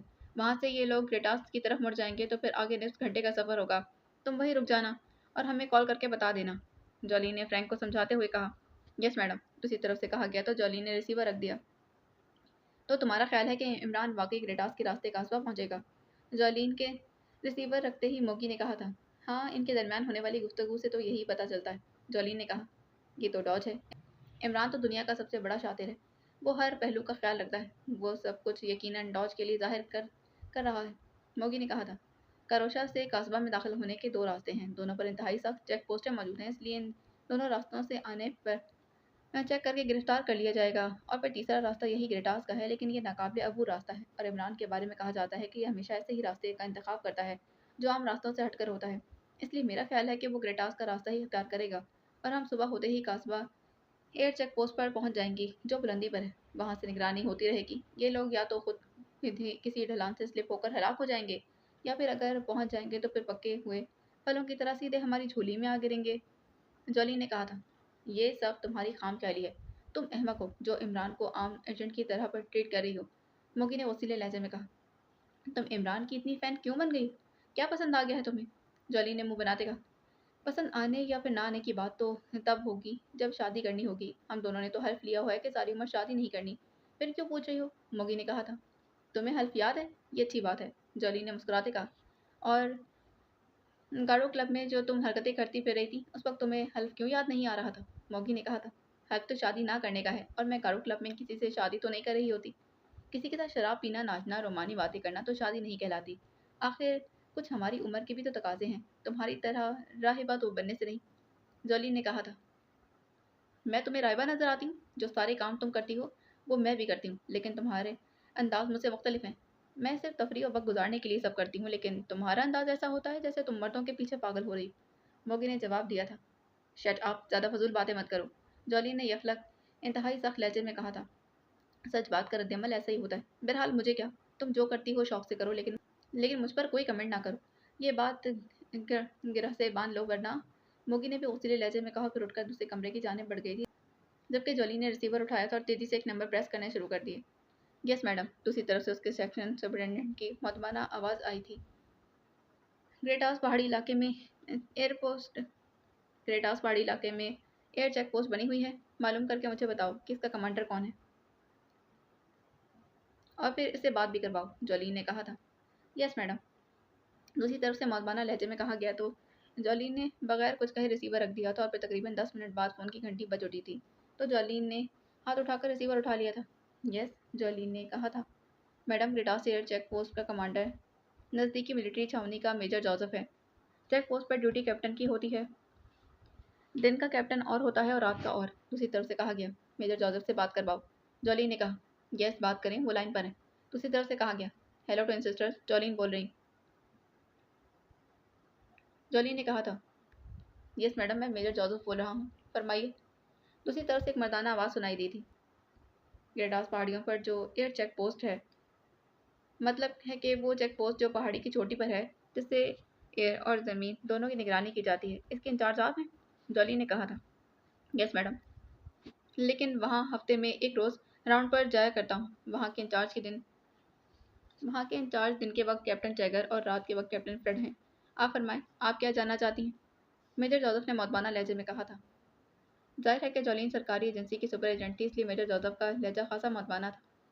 چند غیر ملکی ایجنٹس کاروشا سے گریٹاس کے ذریعے قصبہ داخل ہونا چاہتے ہیں، وہ شاید سورج طلوع ہونے سے پہلے کاروشا سے گریٹاس میں داخل ہوں گے اور روشنی میں جیپ کے ذریعے قصبہ میں داخل ہونے کی کوشش کریں گے۔ ہم نے ان کی نگرانی بھی کرنی ہے اور انہیں چیک کر کے گرفتار بھی کرنا ہے۔ اس سلسلے میں ہمیں آپ کی چیک پوسٹ کی مدد چاہیے، جولی نے کہا تھا۔ جیسے آپ کا حکم، چیکنگ اور نگرانی تو ان کی ویسے بھی ہوتی رہے گی، آپ وہاں جانا چاہتی ہیں تو میں کیپٹن جیگر کو حکم دے دیتا ہوں، وہ آپ کے کنٹرول میں کام کرے گا، دن کے وقت وہی چیک پوسٹ پر ہوتا ہے، میجر جوزف نے اس طرح مؤدبانہ لہجے میں جواب دیا تھا۔ آپ انہیں ہمارے بارے میں بتا دیں، ہم ٹوئن سسٹر صبح سورج نکلنے کے بعد وہاں پہنچ جائیں گی اور انہیں ہماری ماتحت کام کرنا ہوگا، جولی نے کہا تھا۔ یس میڈم، ایسے ہی ہوگا جیسے آپ حکم دیں گی، میجر جوزف نے جواب دیتے کہا۔ وہاں آپ کے کتنے افراد ہوں گے، جولی نے پوچھا تھا۔ کیپٹن سمیت 6 افراد، میجر جوزف نے جواب دیا۔ ٹھیک ہے، میں اپنے سیکشن کے 10 افراد بھی وہاں لے آؤں گی، وہ ان لوگوں کو روکنے اور گرفتار کرنے کے لیے کافی، جولی نے کہا تھا۔ اگر آپ حکم دیں تو ملٹری کے کمانڈوز بھجوا دوں، وہ تربیت یافتہ ہوتے ہیں، میجر جوزف نے کہا تھا۔ جن ایجنٹوں کے خلاف ہم کام کر رہے ہیں وہ پوری دنیا کے سب سے خطرناک ایجنٹ سمجھے جاتے ہیں، کمانڈوز تربیت یافتہ ہوتے ہیں لیکن سیکرٹ سروس کے ایجنٹس کے طور پر، اسی لیے ہم اپنے آدمی سامنے لانے لیکن سیکرٹ سروس کے ایجنٹس کے طور پر نہیں، اس لیے ہمیں اپنے آدمی سامنے لانے پڑیں گے جو سیکرٹ ایجنٹس کے طور پر تربیت یافتہ ہوتے ہیں، جولی نے جواب دیتے کہا۔ یس میڈم، جیسے آپ حکم کریں، میجر جوزف نے کہا تھا۔ اوکے، ہم سورج طلوع ہوتے ہی وہاں پہنچ جائیں گے، آپ کیپٹن جیگر کو احکامات دے دیں، ٹوئن سسٹر جولین اور موگی، جولین نے کہا تھا، پھر اس کے ساتھ ہی اس نے ریسیور رکھ دیا۔ اسی لمحے موگی کمرے میں داخل ہوئی۔ تم نے کوئی پلان بنایا ہے یا اندھیرے میں لاٹھیاں چلانے کا ارادہ ہے، موگی نے میز کے گرد موجود ایک کرسی پر بیٹھتے ہوئے کہا تھا۔ جب بھی بولو گی نا، کفن پھاڑ کر ہی بولو گی، بغیر پلاننگ کے ہم نے ان پر ہاتھ ڈالنا ہے کیا؟ وہ لوگ جیپ پہ آ رہے ہیں، اول تو وہ اس راستے سے خود ہی ہلاک ہو جائیں گے، اگر بالفرض کہ وہ وہاں پہنچ بھی گئے تو پھر جیپ ہماری دوربینوں سے چیک ہو جائے گی اور وہاں ہمارے سیکشن کے آدمی ادھر ادھر بکھرے ہوئے ہوں گے، اور پھر جیسے ہی حکم دوں گی وہ ان کی جیپ پر میزائل فائر کر دیں گے اور ان سب کا اکٹھے ہی خاتمہ ہو جائے گا، جولین نے منہ بناتے کہا۔ کیا خیال ہے تمہارا کہ تمہاری اس چیک پوسٹ کے بارے میں ان لوگوں کو علم نہ ہوگا، موگی نے کہا تو پھر جولین بے اختیار چونک پڑی۔ او ہاں، واقعی تم تو ٹھیک کہہ رہی ہو، اور شاید اپنی پوری زندگی میں پہلی بار تم ٹھیک کہہ رہی ہو، ہمیں اس بارے میں سوچنا چاہیے، جولین نے کہا تو موگی بے اختیار ہنس پڑی تھی۔ چلو شکر ہے آج تمہارے اندر بھی شعور کی کوئی رمق نظر آ گئی، جو تمہیں میری بات زندگی میں پہلی بار سمجھ آئی ہے، मैं तुम्हें बता दूं कि जिस तरह का एक्शन प्लान तुमने बनाया है, इससे तो तुम खुद भी मारी जाओगी और एक्शन के सारे आदमी भी मारे जाएंगे।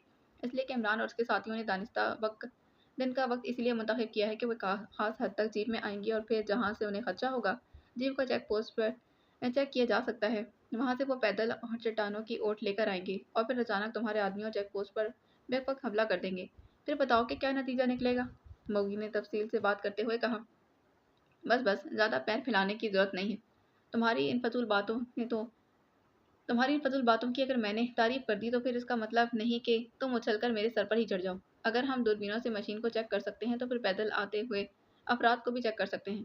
पहाड़ों में तो मामूली से मामूली नकलो हरकत भी चेक हो जाती। जोली ने मुंह बनाते हुए कहा। लेकिन अगर उन्होंने रास्ता बदल लिया होगा और चक्कर काट कर वो हमारे अकब में पहुंच गए तो फिर? मोगी ने कहा था। ये फजूल खदशात हैं। ऐसे तो वो उड़कर भी आ जाएं तो कस्बा पहुंच सकते हैं। जॉली ने मुंह बनाते कहा। मेरी मानो तो उनके रास्ते में मत आना, वरना उन्हें तो कोई फर्क नहीं पड़ेगा, अलबत्ता हमें बहुत फर्क पड़ जाएगा। हम इनके हाथों मारी जाएंगी या फिर हमारे सेक्शन के आदमी हलाक हो सकते हैं। इसलिए मेरी तजवीज़ है कि हम लेबॉर्ट्री का मुहासरा करके बैठ जाएं।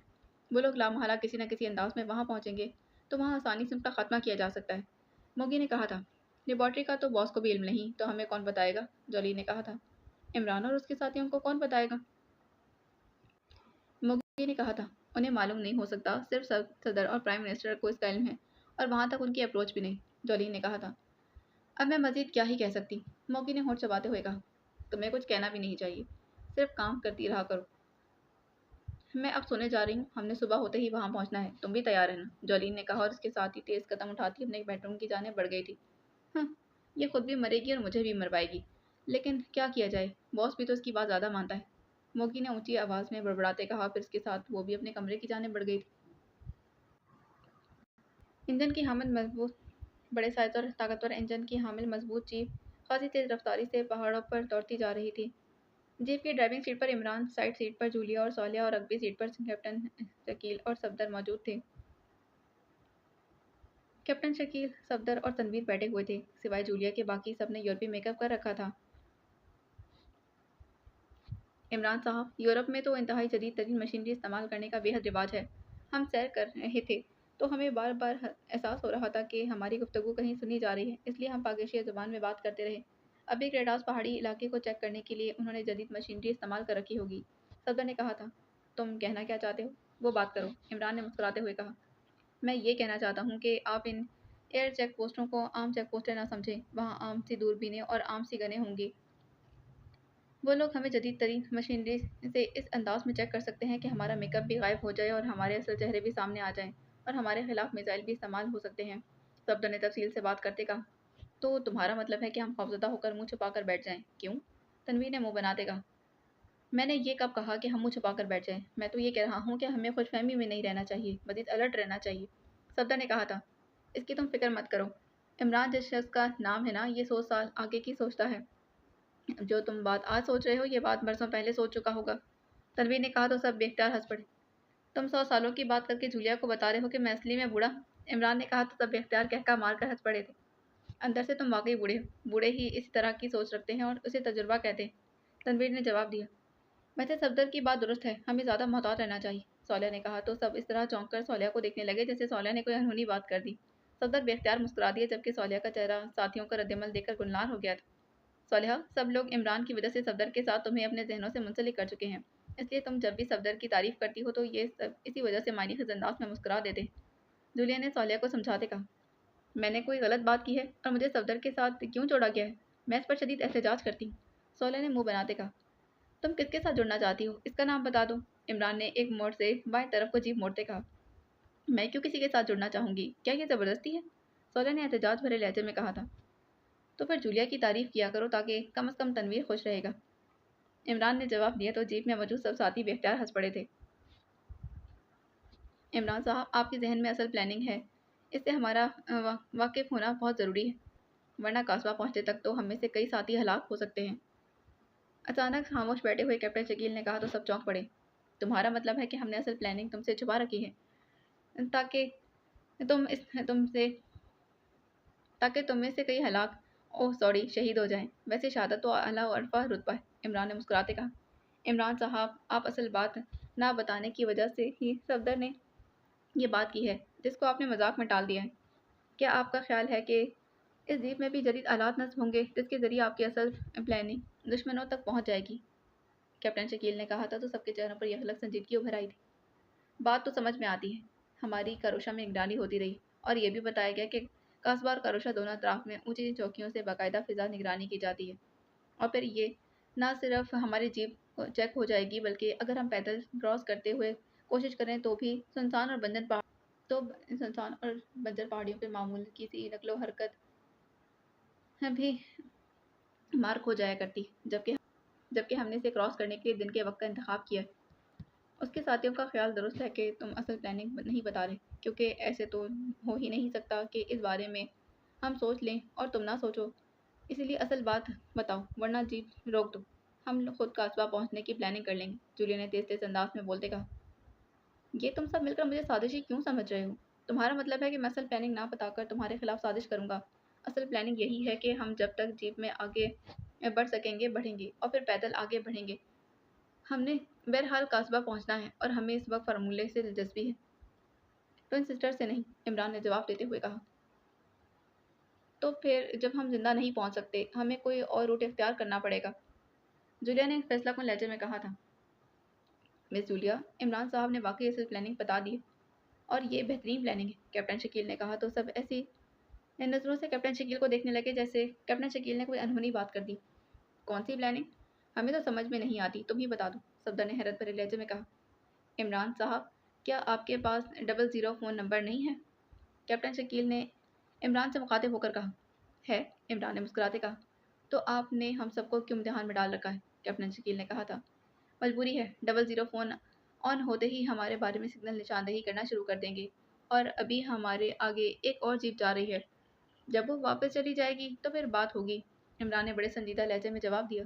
اوہ، تو یہ مسئلہ ہے، ٹھیک ہے ہم انتظار کر لیں گے، کیپٹن شکیل نے چونک کر کہا تو پھر باقی ساتھیوں نے اس انداز میں ہونٹ بھیج لیے جیسے انہیں کسی بات کی سمجھ نہ آئی ہو، لیکن وہ کوئی بات بھی نہ کرنا چاہتے ہوں۔ اب دور سے پہاڑی علاقہ نظر آنے لگا تھا، حالانکہ ابھی سورج طلوع نہیں ہوا تھا جبکہ صبح صادق کی ہلکی سی روشنی بھی پھیلی ہوئی تھی۔ تقریباً آدھے گھنٹے بعد وہ پہاڑیوں کے دامن میں پہنچ گئے تھے۔ عمران جیپ ایک طرف روک کر نیچے اتر گیا تھا، اس کے باقی ساتھی بھی نیچے اتر آئے تھے اور ایک چھوٹی چٹان کی اوٹ میں ایک کار موجود تھی۔ سامنے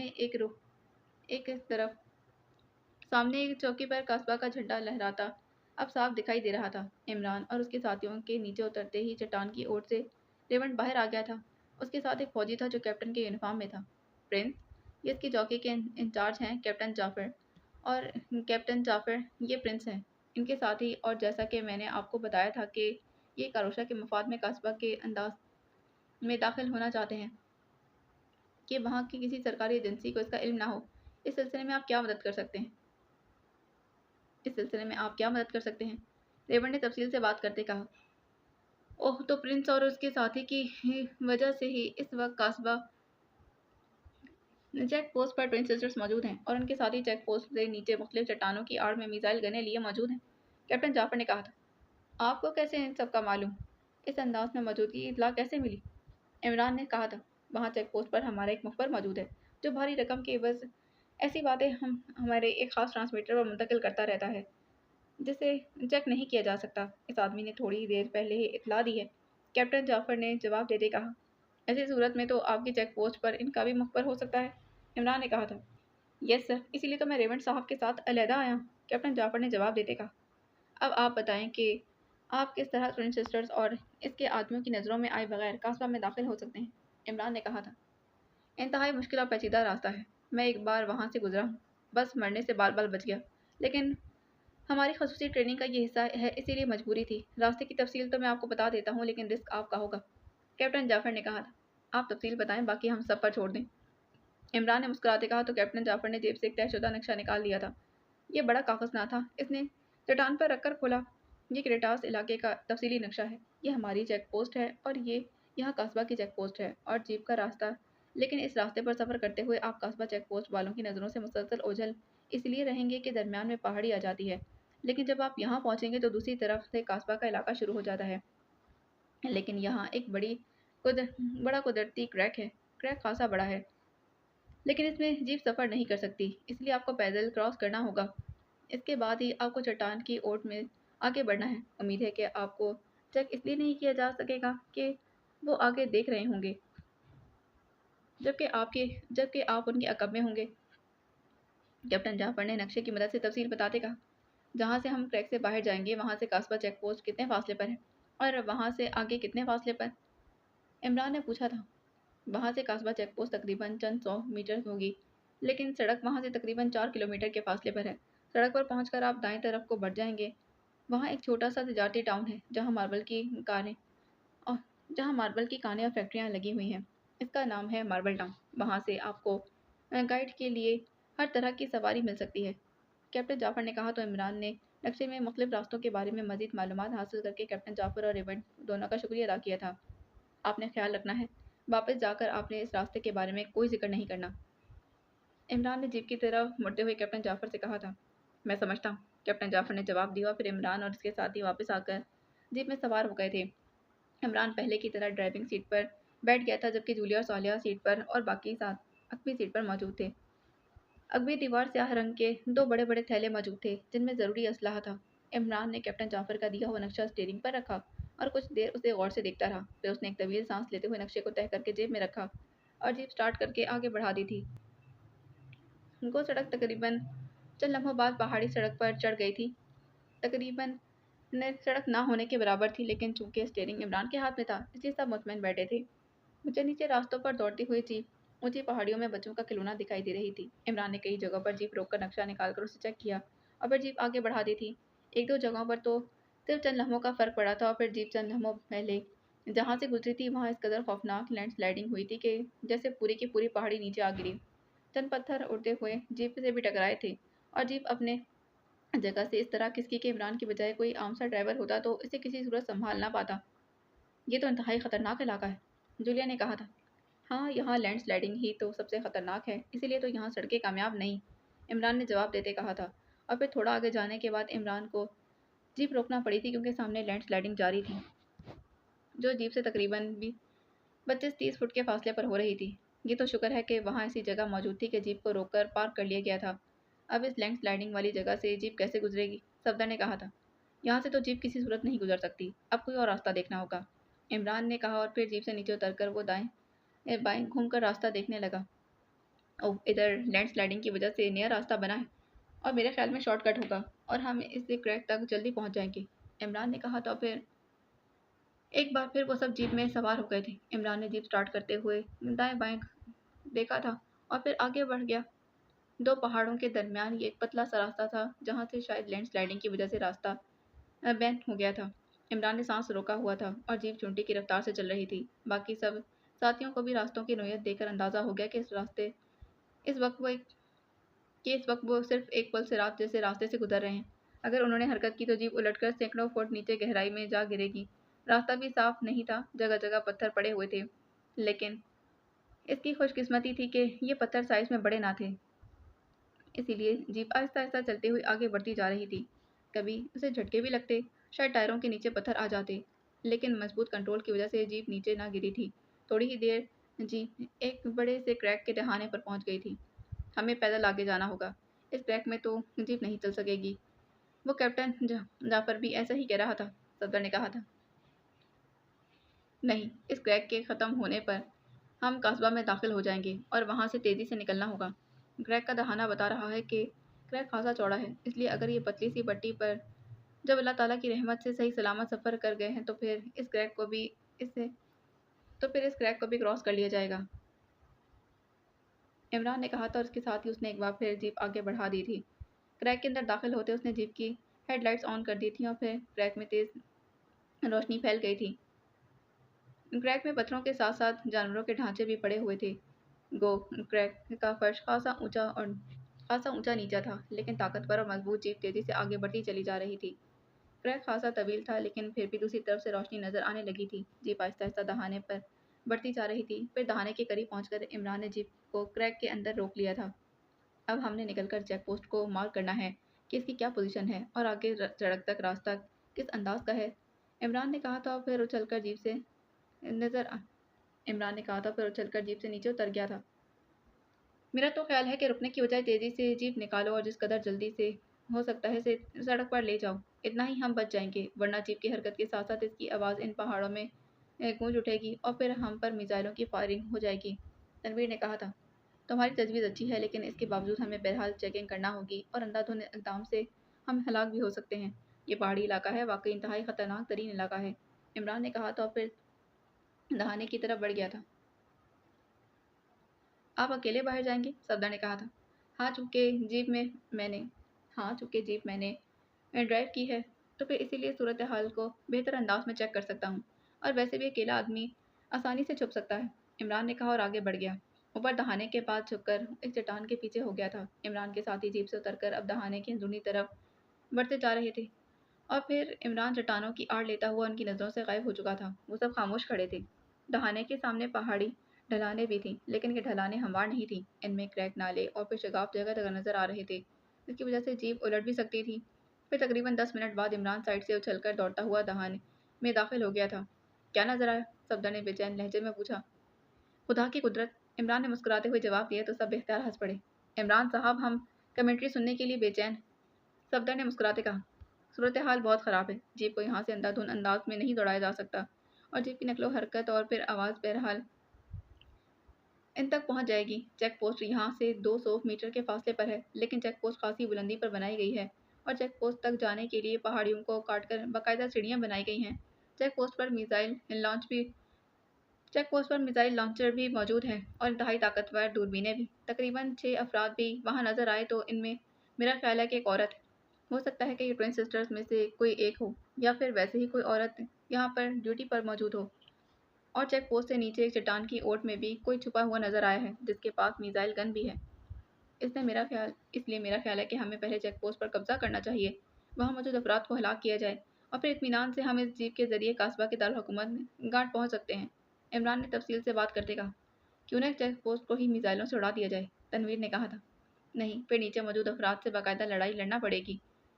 वो यहाँ लोग वो यहाँ के लोग हैं, इसलिए उन्हें यहाँ के बारे में सब कुछ मालूम है, जबकि हम अजनबी हैं। इसीलिए मेरा ख्याल है कि पहले चेक पोस्ट पर बेहोश कर देने वाली गैस फायर करेंगे और फिर चेक पोस्ट के चारों तरफ गैस फायर कर देंगे। इस तरह जो बेहोश नहीं होगा वो लाजमन अपनी ओट से बाहर आ जाएगा और उसे आसानी से ख़त्म किया जा सकेगा। इस तरह मामलात को आसानी से डील किया जा सकता है। इमरान ने कहा था। क्या ऐसी गैस मौजूद है जो खुले इलाके में असर कर जाए? जूलिया ने पूछा था। हाँ, मैंने ऐसे खसूसी तौर पर ऐसे ही हालात के पेश नज़र इवेंट से मंगवा लिया था, इमरान ने कहा था। जिस औरत के बारे में तुम कह रहे हो, अगर वो ट्विन सिस्टर्स में से एक है तो फिर इसे मज़ीद मालूमात हासिल की जा सकती हैं, सोलह ने कहा था। हाँ देखो, फ़िलहाल तो हमें अपना मिशन मुकम्मल करना है, इमरान ने कहा और फिर जीप की तरफ बढ़ गया था। जीप के अकब में जाकर उसने जीप का अकबी दरवाज़ा खोला था और फिर छोटे बैग को अपनी तरफ घसीट कर उसने इसे खोला और फिर इसमें मौजूद गैस पिस्टल निकाल कर अपनी जेब में डाल लिए थे और फिर पीछे हट गया था। तुम सब मशीन पिस्टल ले लो, हो सकता है कि हमें कोई खौफनाक जंग भी लड़नी पड़ जाए, इमरान ने कहा तो सबने इस बात में सर हिला दिए थे और फिर आगे बढ़कर उन्होंने मशीन पिस्टल्स निकाले थे और उनके मैगजीन चेक किए तो फिर उन्हें जेबों में डाल दिया था। इमरान साहब, आपने गैस पिस्टल्स ले लिए, क्या आप इन पर गैस फायर करेंगे? सफदर ने पूछा था। हाँ, तुम सब यहाँ रुकोगे, मैं चेक पोस्ट पर और फिर नीचे फायर कर दूंगा। इसके बाद तुमने आना है ताकि सब जगहों को अच्छी तरह चेक किया जा सके, इमरान ने जवाब देते कहा। लेकिन मेरा ख्याल है कि ज़्यादा नहीं तो कम से कम 2 अफराद गैस फायर करें ताकि बेक वक्त ही काम हो सके, वरना ऐसा भी हो सकता है कि ऊपर नीचे से आपको हिट कर दिया जाए, सफदर ने कहा था। नहीं, असल मसला तो नकलो हरकत का है। मामूली सी नकलो हरकत महसूस की जा सकती है, इसलिए जिस कदर कम आदमी होंगे इतने ही मामला सेफ रहेंगे, इमरान ने कहा था और आगे बढ़ गया था और इस फिर भी पहले की तरह क्रैक की ओर से निकलकर चट्टानों की ओर लेता हुआ उसकी नज़रों से गायब हो गया था। लेकिन चंद मिनट बाद यखलक मिसाइलों की फायरिंग का खौफनाक धमाका सुनाई दिया और साथ ही इंतहाई खौफनाक चीख सुनाई दी थी और ये चीख सुनते ही सब इख्तियार उछल पड़े थे, क्योंकि ये सब पहचान गए थे कि चीख इमरान की है। और चीख सुनते ही जूलिया पागलों की तरह दौड़ती बाहर को लपकी थी। इसका अंदाज ऐसा था जैसे वो इन सब पहाड़ों को एक ही धमाके से उड़ा देगी। इस लम्हे इमरान की दोबारा चीख सुनाई दी, लेकिन इस चीख का अंदाज ऐसा था जैसे इमरान किसी कुएं की गहराई में गिरता चला जा रहा हो। और ये दूसरी चीख सुनते ही जूलिया के पीछे सब साथी उसके अंदाज में दौड़े थे, भाग पड़े थे। इन्हें यकीन हो गया था कि इमरान हिट हो गया। यूरोपीय मुल्क कास्बा अपनी सनती तरक्की के लिए तमाम यूरोप में बेहद मशहूर था। गुज़िश्ता 100 सालों में कास्बा के हुक्मरानों ने कास्बा में सनती तरक्की में पूरी दुनिया में अपनी सनतों की मार्केटें तलाश करने पर बेहद मेहनत की थी। اور یہ اسی محنت کا نتیجہ تھا کہ یہ اس وقت یورپ کے تمام ممالک میں صنعتی ترقی کے لحاظ سے کاسبا دنیا کے ضبط اول میں ملکوں میں شمار ہوتا تھا، اور یہی وجہ تھی کہ دفاعی لحاظ سے کاسبا باقی ملکوں خصوصاً اپنے ہمسایہ ملک کاروشا سے بہت پیچھے رہ گیا تھا۔ البتہ گزشتہ 10-12 سالوں سے کاسبا کو دفاعی لحاظ سے ترقی دینے کے لیے بڑی سنجیدگی سے کام کیا جا رہا تھا، اور پوری دنیا میں پھیلے کاسبا کے سائنسدانوں کو کاسبا واپس بلانے کے لیے کاسبا میں انتہائی جدید لیبارٹری قائم کی جا رہی تھی۔ اس پالیسی کی وجہ سے اب قصبہ دفاعی طور پر خاصی تیزی سے آگے بڑھتا جا رہا تھا، اور یہاں 20 کے قریب انتہائی جدید اور وسیع لیبارٹریاں قائم ہو چکی تھیں، جہاں دفاعی ہتھیار بنانے اور دفاع کے لیے نت نئے تعداد میں سائنسدان مصروف رہتے تھے۔ کاروشا چونکہ میزائل ٹیکنالوجی میں کافی ایڈوانس جا رہا تھا، اسی لیے قصبہ کے حکمرانوں کی ساری توجہ بھی میزائل ٹیکنالوجی کو جدید سے جدید تر بنانے میں اور کاروشا میزائلوں کے سسٹم کو ختم کرنے پر مرکوز تھی۔ اور میزائل ٹیکنالوجی پر جدید ترین ریسرچ کے لیے قصبہ کے علاقے بیکس میں ایک جدید ترین لیبارٹری قائم کی گئی تھی۔ بیکس کا علاقہ قصبہ کی صنعتی ترقی کا مرکز تھا۔ یہاں اس قدر صنعتیں تھیں کہ کہا جاتا تھا کہ اگر بیکس کو قصبہ سے نکال دیا جائے تو قصبہ صنعتی ترقی کے میدان میں یورپ کے تمام ممالک سے پیچھے رہ جائے گا۔ بیکس علاقہ کا مشہور ترین اور بڑا شہر بھی بیکس ہی تھا۔ یہ شہر وسیع ایریا میں پھیلا ہوا تھا۔ بیکس اس شہر پر حکومت کی مسلسل اور بھرپور توجہ رہتی تھی، اس لیے یہ شہر ہر لحاظ سے صاف ستھرا تھا۔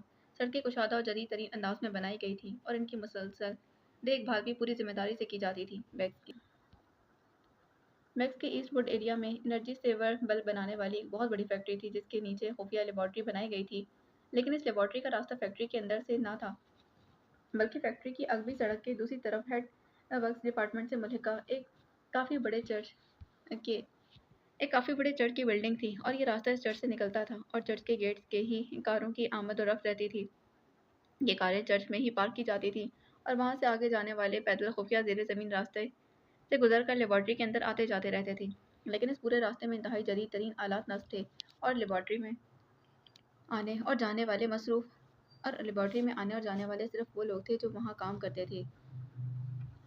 ان سب لوگوں کے جسموں میں خصوصی آلات جنہیں کہ چپس کہا جاتا تھا لگائی جاتی تھی، جن کی وجہ سے یہ آلات ان کی چیکنگ نہ کرتے تھے۔ البتہ جو لوگ اس لیبارٹری میں کام نہ کرتے وہ چرچ میں بنے ہوئے ایک خصوصی شعبے تک ہی محدود رہتے تھے۔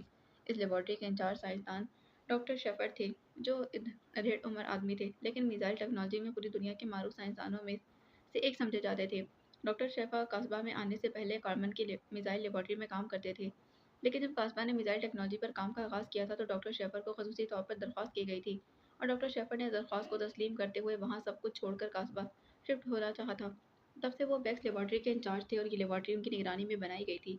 ڈاکٹر شیفرڈ نے اس کی بناوٹ اور اس کی حفاظتی انتظامات بالکل ویسے ہی کروائے تھے جیسے کارمن لیبارٹری کے تھے، جس میں وہ کام کرتے تھے، اور جسے کارمن کی سب سے محفوظ لیبارٹری سمجھا اور کہا جاتا تھا۔ پاک ایشیا سے میزائل گن کا فارمولہ اس لیبارٹری میں بھجوایا گیا تھا، اور اس کو خفیہ رکھنے کے لیے خصوصی انتظامات اس انداز میں کیے گئے تھے کہ فارمولہ ٹوئن سسٹرز نے پاک ایشیا سے لا کر اپنے باس کرنل ماریو کو دے دیا تھا، اور کرنل ماریو نے یہ فارمولہ ڈیفنس سیکرٹری سر نیلسن کے حوالے کر دیا تھا۔ سر نیلسن نے اسے پرائم منسٹر صاحب کے حوالے کر دیا، اور پھر پرائم منسٹر نے ڈاکٹر شیفرڈ کو اپنے آفس بلا کر فارمولہ انہیں دے دیا۔ اس طرح سے پرائم منسٹر کو ہی معلوم تھا کہ یہ فارمولہ قصبہ میں کس لیبارٹری میں موجود ہے۔ ڈاکٹر شیفر اس وقت اپنے آفس میں بیٹھے ایک فائل کا مطالعہ کر رہے تھے کہ پاس پڑے فون کی گھنٹی بج اٹھی۔ یہ فون بھی خصوصی سیارے سے منسلک تھا، اور حکومت کے اعلیٰ ترین عہدوں پر فائز افراد کو ہی اس خصوصی سیارے سے فون کنیکشن دیے جاتے تھے، اسی لیے اس فون کو کہیں بھی چیک نہیں کیا جا سکتا تھا اور نہ ہی معلوم کیا جا سکتا تھا یہ فون کہاں نصب ہے۔ اس لیے اس فون کو کوڈ میں ہاٹ لائن فون کہا جاتا تھا۔ ہاٹ لائن فون کی گھنٹی بجتے ہی ڈاکٹر شیفرڈ نے ہاتھ بڑھا کر ریسیور اٹھا لیا تھا۔ سنیے، ڈاکٹر شیفرڈ بولا۔ ہاں یس، ڈاکٹر شیفرڈ بولا۔ ہاں، ڈاکٹر شیفرڈ نے کہا تھا۔ پرائم منسٹر صاحب سے بات کریں جناب، دوسری طرف سے مؤدبانہ انداز میں کہا گیا۔ ہیلو۔ چند لمحوں کے بعد ایک بھاری سی آواز سنائی دی تھی۔ یس سر، میں ڈاکٹر شیفرڈ بول رہا ہوں، بیکس لیبارٹری سے۔ ڈاکٹر شیفرڈ نے انتہائی مؤدبانہ لہجے میں کہا۔ ڈاکٹر شیفرڈ، جو فارمولہ آپ کو دیا گیا ہے اسے واپس حاصل کرنے کے لیے پاک ایشیا سیکرٹ سروس حرکت میں آ چکی ہے۔ مجھے اس سلسلے میں جو اطلاعات ملی ہیں ان کے مطابق پاک ایشیا سیکرٹ سروس دنیا بھر میں خطرناک سروس سمجھی جاتی ہے۔ گو یا ہمارے سپر ایجنٹس ان کے خاتمے کے لیے کام کر رہے ہیں، لیکن میں نے مناسب سمجھا کہ آپ کو بھی الرٹ کر دیا جائے۔ آپ لیبارٹری میں الرٹ کریں، جب یہ لوگ ختم ہو جائیں گے تو آپ کو مطلع کر دیا جائے گا، پرائم منسٹر نے کہا تھا۔ سر، آپ کے حکم کی تعمیل ہوگی۔ ویسے ہمارے حفاظتی انتظامات ایسے ہیں کہ یہاں ہوا بھی اجازت کے بغیر داخل نہیں ہو سکتی۔ डॉक्टर शेफर ने मदमाना लहजे में जवाब देते कहा। मुझे मालूम है, लेकिन फिर भी आप होशियार रहें। गुड बाय, दूसरी तरफ से कदरे सख्त लहजे में कहा गया, फिर उसके साथ ही राब्ता खत्म हो गया। तो डॉक्टर शेफर ने एक तवील सांस लेते कहा, रिसीवर रख दिया और फिर साथ ही पड़े हुए इंटरकॉम का रिसीवर उठाकर के बाद दीगरे 3 नंबर प्रेस करने शुरू कर दिए थे। डॉक्टर रिचर्ड को मेरे पास भेजो, डॉक्टर शेफर ने सर्द लहजे में कहा था। रिसीवर रख दिया गया था। थोड़ी ही देर बाद ऑफिस का दरवाज़ा खुला और एक अधूर उम्र आदमी अंदर दाखिल हुआ। उसने डॉक्टर शेफर को सलाम किया था।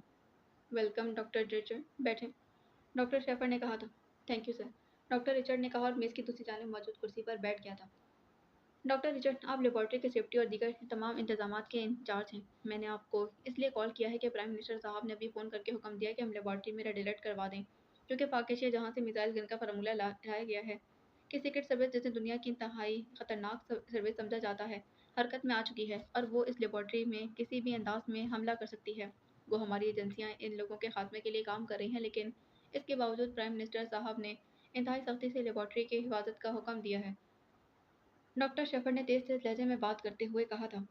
ठीक है सर, हुक्म की तामील होगी सर, लेकिन रेड अलर्ट के बाद लेबॉर्ट्री को क्लोज करना पड़ेगा। ना कोई बाहर जाएगा और ना ही अंदर आ सकेगा। खुराक का भी ज़ख़ीरा करना पड़ेगा और फिर दीगर तमाम साइंसी ज़रूरियात ज़ख़ीरा करना होगी। और जनाब, आपकी बात तो हॉटलाइन के ज़रिए बाकी सबसे राब्ते भी ख़त्म हो जाएंगे, डॉक्टर रिचर्ड ने कहा था। मुझे मालूम है डॉक्टर रिचर्ड, हालांकि मेरे ख्याल में इसकी ज़रूरत नहीं, क्योंकि लेबॉर्ट्री तक कोई नहीं पहुंच सकता और किसी को भी मालूम नहीं है कि पाकिस्तान फार्मूला यहाँ पहुंचाया गया है, इसलिए इस तरफ से किसी का भी ख्याल नहीं जा सकता। लेकिन इसके बावजूद प्राइम मिनिस्टर साहब के हुक्म की तामील हमारे फ़राइज़ में शामिल है और हिफ्ज़ मातकद्दम के तौर पर ऐसा हो जाए तो इसमें कोई हर्ज भी नहीं, डॉक्टर शेफर ने कहा था। यस सर, रेड अलर्ट कम अज़ कम 3 माह तक के लिए होगा और आप जैसे हुक्म दें, डॉक्टर रिचर्ड ने मुतवाना लहजे में कहा। हाँ, 3 माह के लिए रेड अलर्ट कर दो, फिर बाद में देखा जाएगा, डॉक्टर शेफर्ड ने जवाब देते कहा। सर, साइंसी ज़रूरियात के लिए मुझे खुद बैक्स जाना होगा, डॉक्टर रिचर्ड ने कहा था। ठीक है, जो काम जिस अंदाज में होता है इसी अंदाज में करें, लेकिन जिस कदर जल्द मुमकिन हो सके रेड अलर्ट कर दें, ताकि अगर प्राइम मिनिस्टर साहब का दोबारा फ़ोन आए तो उन्हें बताया जा सके कि उनके हुक्म की तामील कर दी गई है, डॉक्टर शेफर्ड ने कहा था। यस सर, ज़्यादा से ज़्यादा 2 रोज़ में तमाम मामला सेट हो जाएंगे, डॉक्टर शेफर ने कहा था। ओके, जब रेड अलर्ट हो जाए तो फिर मुझे इत्तला कर दें। अब आप जा सकते हैं, डॉक्टर शेफर ने कहा था। Thank you sir, doctor Richard ने उठकर सलाम किया और वापस मुड़कर कमरे से बाहर चला गया था। और फिर डॉक्टर शेफर एक तवील सांस लेते हुए दोबारा सामने मौजूद फाइल पर झुक गए थे। जदीद मॉडल की जदीद मॉडल की स्पोर्ट्स कार तेज़ी से सड़क पर दौड़ती हुई आगे बढ़ती चली जा रही थी, जबकि उसके पीछे 2 बड़ी जीपें भी थीं। कार की ड्राइविंग सीट पर जॉलीन और साइड सीट पर मोगी मौजूद थी, जबकि अगबी दोनों जीपों में उसके सेक्शन के 10 अफराद मौजूद थे। कार और जीपें ग्रेटास पहाड़ी सिलसिले की तरफ बढ़ती जा रही थीं। तुम पहले यहाँ का चक्कर लगा चुकी हो, मोगी ने जॉलीन से मुखातिब होकर कहा। नहीं, क्यों, जॉलीन ने चौंक कर कहा। तुम ऐसे ड्राइव कर रही हो जैसे यहाँ रहने वाले करते हैं, मोगी ने कहा तो जॉलीन बेख्तियार हंस पड़ी। तुम सोचे समझे बगैर बात क्यों कर देती हो? मुझे लगता है कि तुम्हारे जहन में कोई मैन्युफैक्चरिंग डिफेक्ट है। तुम्हें मालूम है ना कि हम ट्विन सिस्टर्स हैं और जब हमने होश संभाला है तो हम इकट्ठी ही रही हैं। हमने तरबियत भी इकट्ठे ली है और फार्टून में भी इकट्ठी ही रही हैं। फिर तुमने कैसे सोच लिया कि मैं यहाँ रहने वाली? जॉलीन ने बड़े तंज़ी अंदाज में कहा। तुम सारी रात क्लबों में घूम फिर कर वापस आती हो। अब मुझे क्या मालूम कि तुमने ये रात किस क्लब में गुजारी है या फिर किसी पहाड़ी पर, मोगी ने मुंह बनाते कहा। तुम मेरे किरदार पर शक करी हो? क्यों? जॉली ने आंखें निकालते कहा। उसकी आंखों से शोले निकलने लगे थे। किरदार इंसान की रूह का आकाश होता है। तुम जैसे सोचती हो वैसा ही तुम्हारा किरदार है। तुम जानती हो कि मैं हमेशा मिसबत सोचती हूँ, इसलिए मेरा किरदार मिसबत है, और तुम मनफी सोचती हो इसलिए तुम्हारा किरदार मनफी। मोगी ने और ज़्यादा आग लगाने वाली बात की थी।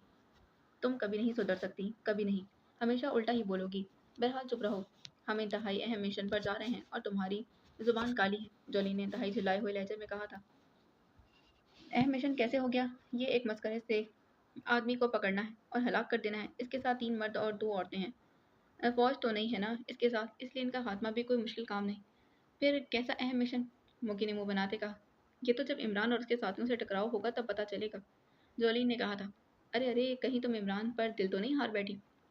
सुना है कि वो बेहद वजी मर्द हैं, और तुम्हारा क्या है, तुम तो वैसे ही दिल फेंक मशहूर हो, मोगी ने कहा तो जॉली बेख्तियार हंस पड़ी। कहा तो यही जाता है कि इमरान किसी सुस्त लड़की जुलियाना के लिए अपने दिल में बड़ा नरम गोशा रखता है, और मेरा नाम भी जॉलीन है, और स्विट्ज़रलैंड भी यूरोप में है, और कास्बा भी यूरोप में है, जॉली ने मुस्कुराते कहा। ओह, तो नौबत यहाँ तक पहुँच गई है। फिर तो मुझे हर हालत में से गोली मारनी होगी ताकि मैं अपनी ट्विन सिस्टर को इसके चंगल से बचा सकूं, मोगी ने हाथ पर हाथ मारते कहा। اس کا انداز ایسا تھا جیسے اس طرح ہاتھ پر ہاتھ مار کر اس نے باقاعدہ حلف لیا، جبکہ مجھے خدشہ ہے کہ اس مشن میں موگی کہیں مجھ سے ہمیشہ کے لیے بچھڑ نہ جائے۔ اگر ایسا ہو گیا تو موگی میں تمہیں بہت مس کروں گی، جولین نے بڑے غمگین انداز میں کہا تھا۔ ارے اتنی اداکاری کرنے کی ضرورت نہیں ہے، مجھے معلوم ہے کہ تم دن رات میرے خلاف دعائیں کرتی رہتی ہو تاکہ تم اکیلی رہ کر کھل کر کھیلو، لیکن دانشوروں کا قول ہے کہ کسی کی دعائیں مانگنے سے کوئی مرا نہیں کرتا، موگی نے منہ بناتے ہوئے کہا تھا۔ تم مجھے کہتی ہو کہ میری سوچ منفی ہے، جبکہ اصل میں تمہاری سوچ منفی ہے۔ بہرحال اب ہم مارپل ٹاؤن پہنچنے والے ہیں۔ اس کے بعد گریڈاس کے خوفناک پہاڑی سلسلے کا آغاز ہو جائے گا، اور پھر وہ ایئر چیک پوسٹ ہے جہاں سے ہم نے عمران اور اس کے ساتھیوں کی چیکنگ کرنی ہے۔ تم یہ بتاؤ کہ تم میرے ساتھ چیک پوسٹ پر رہو گی یا پھر نیچے کارروائی کرو گی؟ جولین نے کہا تھا۔ اصل کارروائی تو نیچے والوں نے ہی کرنی ہے، اوپر والے تو صرف چیک کر کے رپورٹ ہی دے سکتے ہیں، اس لیے میں نیچے ہی رہوں گی، موگی نے فیصلہ کن لہجے میں کہا۔ تو پھر خیال رکھنا کہ عمران اور اس کے ساتھیوں کا براہ راست تم سے ٹکراؤ ہوگا، جولین نے کہا تھا۔ یہی تو میں چاہتی ہوں کہ ایسا ہوتا کہ میں اپنی ٹوئن سسٹر کو اس کے جنگل سے نکال سکوں، موگی نے مسکراتے کہا۔ ابھی نہ میں نے اسے دیکھا ہے اور نہ ہی تم نے، جب دیکھیں گے تو پھر دیکھا جائے گا، فی الحال خاموش رہو، جولین نے کہا تھا۔